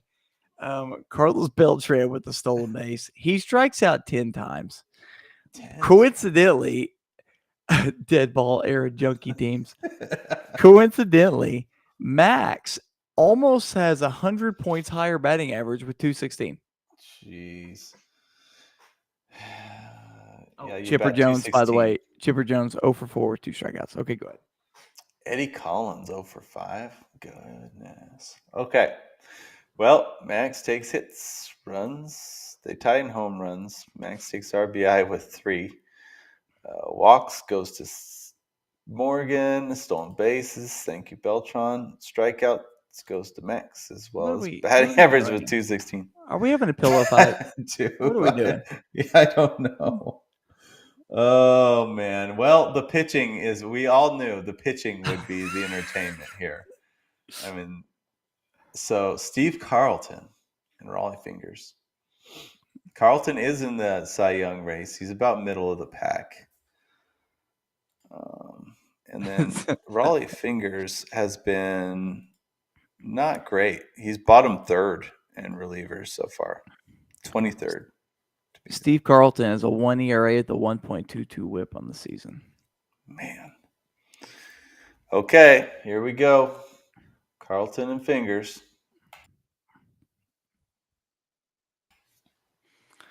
Well, Man. in the Thanks. same Bob Gibson year on the same Bob Gibson Oh. team, Steve Carlton those 7 2/3 innings, 9 hits, 2 earned runs, 1 walk, 3 Ks. Raleigh Fingers gets a save with an inning and 2/3 and a K. That's a really good ERA and really a really good WHIP. And with the pillow fight that we just had on offense, who knows? Man, so Carlton and Gibson just couldn't get run support that year or something? What the heck? Yeah. He ended up going 13 and 11 that year with a 2.99 ERA. What? That's awful. Wow, robbed. Max Scherzer is currently 4th in the Cy Young race. He ranks first among starting pitchers with strikeouts. He has 42. Wow. Well, to put it in perspective, he has 42. Second most, 33. So Good he's Lord. killing it. He is ranked 3rd in Ks per 9 for starting pitchers. So yeah, he has been killing it. He has 3 quality starts on the year. So, and 4 wins. Actually, he's tied for first with the most wins with In Bob the Feller. Sagong race. The what? He's watching it with the captions on it, and when you said Cy Young, it said Sagong. Saigon. It's Saigon. Okay, so all that said, here we go. Max Scherzer, Kenley Jansen. Let's do it. Oof. He finally gets Max. touched up. Mad Max. He does. It catches up to him. He gets touched up, and oh my God, Kenley, what are you doing with your whip right now? He gave up a hit. That was the What are first we hit he's given doing? up all year. He gave What up are a we walk doing? last week. Kenley, a save with 1 IIS? How dare you? You gave up a hit. The ERA stays at 0, though. But Max Scherzer, I think, that's going to definitely call game on that one. Let's tally it up. 9-4. Picklesburg. He is Saigon. He is Saigon. He's gonna have to take a vacation to Saigon after this. Oh, that was good. Yeah. Well, Picklesburg taking game 1, 9-4.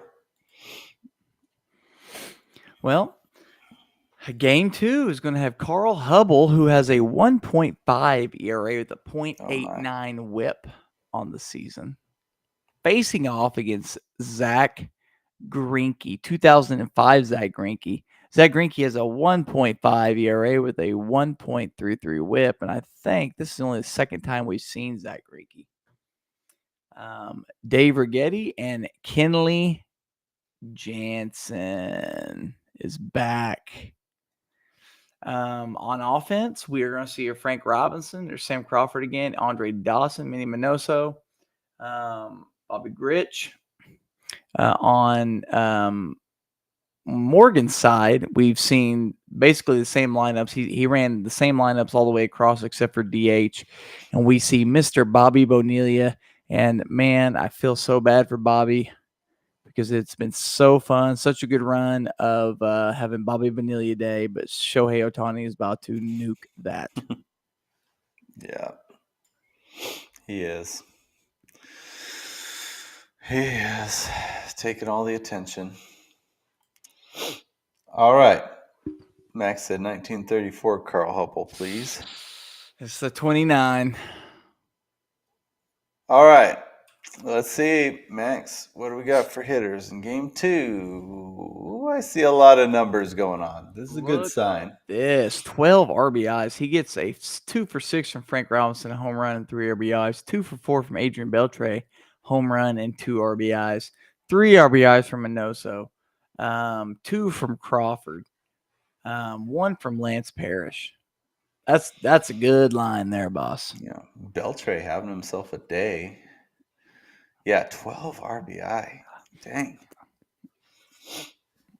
But runs not super high, no stolen bases, a 270 batting average. We'll see, but we'll take it. I mean, lots of great power numbers. I mean, against not a great hitting team, so we'll see. This is a 20. Oh, go ahead. Sorry. I about jumped the gun. Okay. Go ahead. Okay. Max said, not bad. Betting Sasquad goes off and edges me by 1 in most casts. Well, we'll see. Or is it Cots? Oh, well, he does go off. Holy my. Well, kind Look of. at Look at the home runs and RBIs. What? I don't know. He's going to take several categories here. 3 stolen bases. He goes off 471 batting average, but he only has Carlos Beltran to thank for the 1 home run and 2 RBIs.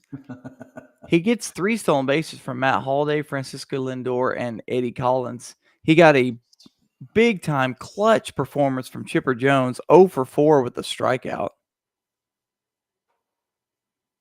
Jeez. Chipper. Okay. Well, let's tally this up. So Sasquad will take hits, runs, home runs, and RBI goes to Picklesburg, as well as walks. Sasquad takes stolen bases, strikeouts, and batting average. 5.3. Goodness. Wow. He said it's predictable. Oh, man. Carl Hubble. This is a 26-year-old second-year pitcher, Carl Hubble, the Meeker, Oklahoma product. Pairing with Dave Righetti. And okay. 9 innings, 10 hits, 3 Ks, and their arms spaghetti. And look at that. That is what you call a trifecta, boss. Yeah. Spaghetti. Doing his job. Well, this could make things interesting. They're down 2. Greinke and Jansen, it's up to them as to how this game's going to go.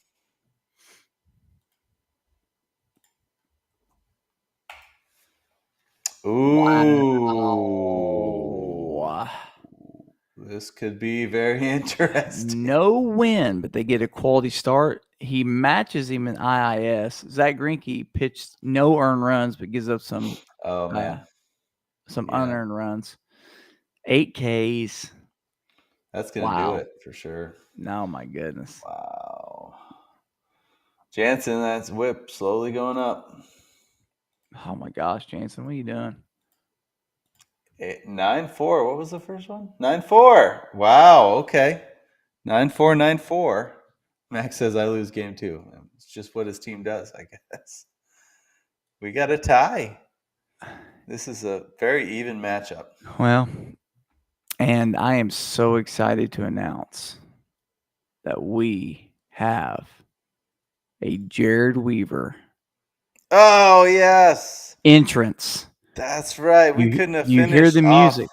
Do you hear the music? Jared Weaver is coming in the game. Oh, the best way to finish off the weekend. Let's talk about this real quick. Jared Weaver, he's pitched 27 innings, 1 ERA, 0.81 whip with 4 quality starts. But that's just Jared Weaver doing Jared Weaver things. So, I mean, season 1, I'm going to tell you his season 1 stats here. Let's see. Season 1, he was 3rd overall. It's like 1.41 ERA, 0.96 whip on the season for him. It's folklore, man. It's Jared Weaver. Just, yeah, the man, the myth, the legend. I mean, eventually he has to get blown up, right? Like, good Lord. Max said steady Eddie type guy, but this league is getting me to think he's like steady stellar is what he is. It's like screw Creighton Kershaw. My favorite steady pitcher Chad. is Jared Weaver. Yeah. Any argument from now on. You noticed him in the intro video too. There. Oh yeah, that was fire, like baby. A boss. He's the fire.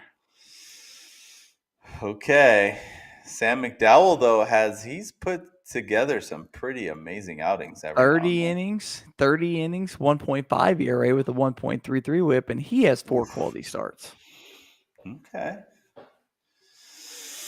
Okay. Well, let's do it. Let's see. All right, Max. Oof.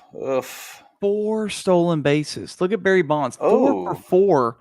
2 RBIs and 2 stolen bases from a 1990 Barry Bonds. 1990. Well, he called it. Barry Bonds breaking out this week. Look at Ichiro Suzuki. 4 for 6, 2 runs, 1 RBI, 2 stolen bases. Those two combined, 8 of 10. And 4 stolen bases. And 4 stolen bases. And he only had 10 hits combined. So those Thank two goodness for them, because everything else is forgettable. Frank Robinson, is that his second offer today? Or no, he might have had a good game before, but these counting stats though, other than the stellar stolen bases, the elite stolen bases, this is kind of, I don't know. Okay, Weaver needs a complete game. Well, okay. Weaver does a lot of things amazing, but a complete game, that's not.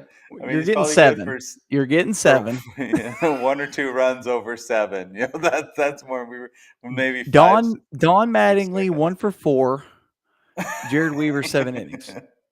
It's like what death and taxes. It's death taxes. Jared Weaver's 3 over 7, 2 over 7 innings. I don't know. We'll see. Well, I don't know. We haven't seen the hitters yet for Sasquad. They could be epically bad sometimes as well. So here we go. Oh, not epically bad. 1 for not epically bad. 2 for 4. The bomb from Johnny Bench, 3 RBIs. This year, Joey Votto, 2 for 4. Oh, wow. 1 home run with 3 RBIs. Wow. Lindor going 3 for 4. 2 stolen bases. Giles. Chipper went a combined 1 for 12 this week with a walk and an RBI. Oh, boy. Beltran 0 for 5 with 2 Ks. Yikes. Well, let's tally this up. So Sasquad takes hits, runs, home runs, RBI. Oh, boy. Walks. Picklesburg takes stolen base. They tie in strikeouts. And, oh, man, Sasquad takes batting average. 6-1. Oh, gosh. Oh, boy. Oh, gosh. Oh, boy. Jared Weaver. In Jared Weaver, we trust. They're saying, Jared, please. I know we've asked a lot of you. That's when you don't even make eye contact and you don't talk to him. You just let him go out there and hope he does his thing. Mm-hmm.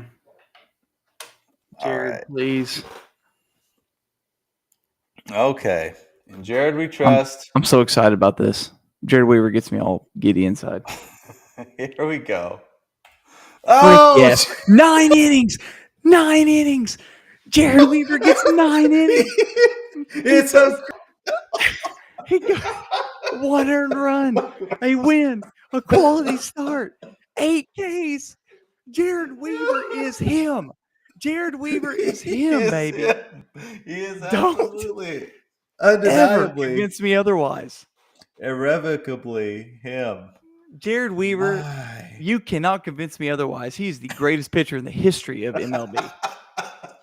I mean, This the league stats has bear sold it out. for me. Sold it for me. And look at Raleigh Fingers. 2 innings, one save, 2 IIS, 3 Ks. Oh man. Jared freaking Weaver, baby. I'm Look buying at his this jersey. pitch. Just look up. I would love a Weaver jersey after this. Look at his pitching line across: a win, quality start, 2 IIS, 11 Ks, 9 K per 9, save, 0.82 ERA, 0.64 WHIP. He's down 6-1 though, so this could be very interesting. All right, here's one on Fanatics here for 150. Let's see here. Oh man, DraftKings. Hop on DraftKings. Oh my. Oh my. Well, Sam McDowell, Francisco Rodriguez, it all comes down to you guys. I'm still on a high. I'm on a Jared Weaver Dude, high right now. Jared Weaver is the freaking man. That woke me up a little bit. 9 innings. I don't know if I'll be able to sleep tonight. I know. Oh man. You're stupid.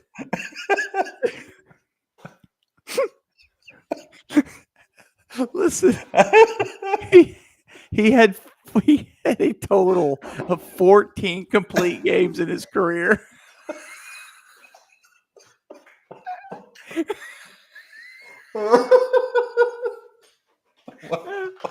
Oh, It's a Christmas miracle.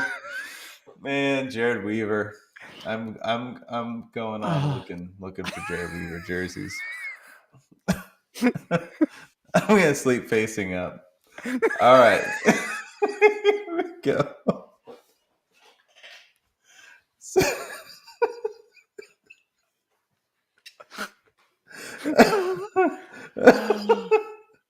Jared right. Weaver, man. Sam McDowell, Francisco Rodriguez for all the marbles. Oh, He's good. Freaking Quality's do starting it. to save. Quality's starting to save, but K-Rod got lit up. What are we looking at right now? I don't know. 7 strikeouts, 6 walks. 6 walks from Sam McDowell. He does get a quality start and a save, so that's huge. How do you call that a quality start? 6 walks over 7 innings, 3 runs. Gosh. By the book. Well, we gotta tally it up. Okay, so wins, time plus IS, saves, Ks. Wait. No, Did I do? no, Oh, I didn't. No. No. Oh man. Oh. Jared Weaver almost. Oh, the K per 9. Almost. Oh. Did it. What a matchup.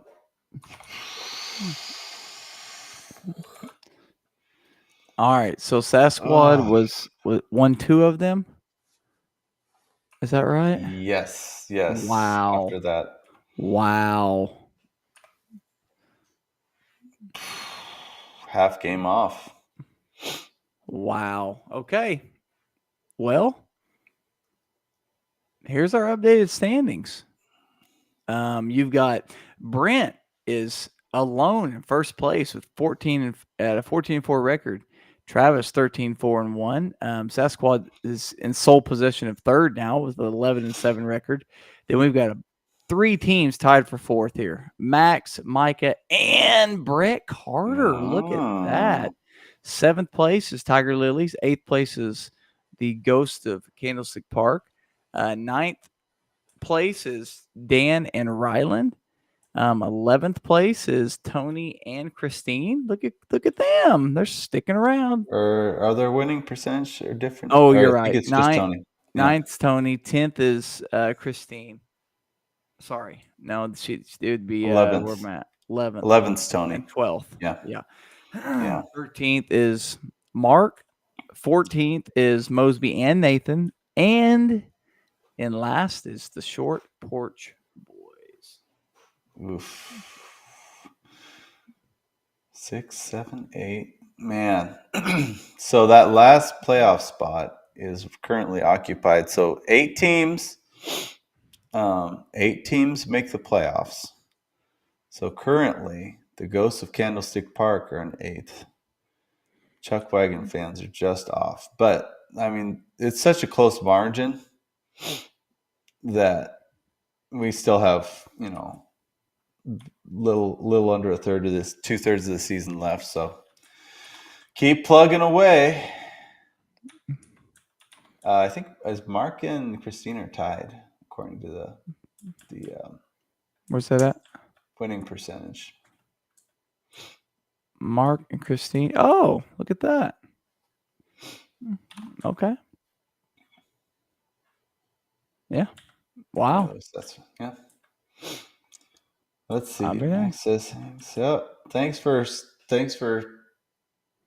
coming on here, late night stream, Max. Checking it out. Maybe my team will get a clue to how to hit before Christmas. Yep. Maybe. All you have to worry about is starting Jared Weaver. Can Jared Weaver hit?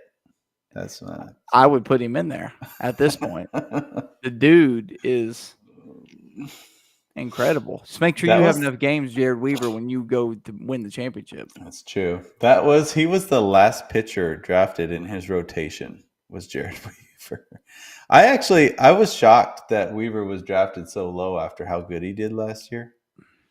So next year, calling it first round draft pick, Jared Weaver. Mike is probably kicking himself right now. I'll be wearing my Jared Weaver jersey. Oh yeah. I need to get one too. Screw it. 2-for-1 special. I'll have to keep my eye open. Right. It might be hard to find Jared Weaver jerseys these days because they don't know. I mean, once this stream gets out and people start watching it, Yeah, they have no clue. I got to start talking. If you know anybody in sports apparel that we can talk to about supply chain, getting some Jared Weaver into circulation. Yeah, I'll talk to my people. My goodness. That was awesome. Yeah. A lot better than last week. Last week was kind of just some dull matchups. There wasn't quite as many just amazing things that happened. But this week there's some craziness. That's awesome. Only one sweep? Was there a sweep? There was a sweep. Yeah. Chris's team at the very beginning. I think that was the only sweep of the whole night. Oh my goodness. Oh yeah, it's right there in front of us. Yeah. Man, that's awesome, guys. Yep. All right. Well, thank you for tuning in, everyone. Week 6 is concluded. Next week is week 7 and weekend. Is that Christmas weekend? Well, not almost Christmas weekend. But anyone who's traveling for the holidays, stay safe in your travels and have fun. Have a good time with family. And we'll let you know when you can get your lineups in. Right now, they're not ready. I still need to do I still need to clear them and update your player usage numbers on your roster. But I will ping you on that tomorrow, and we'll go from there. But thanks again, everybody. Awesome. See ya.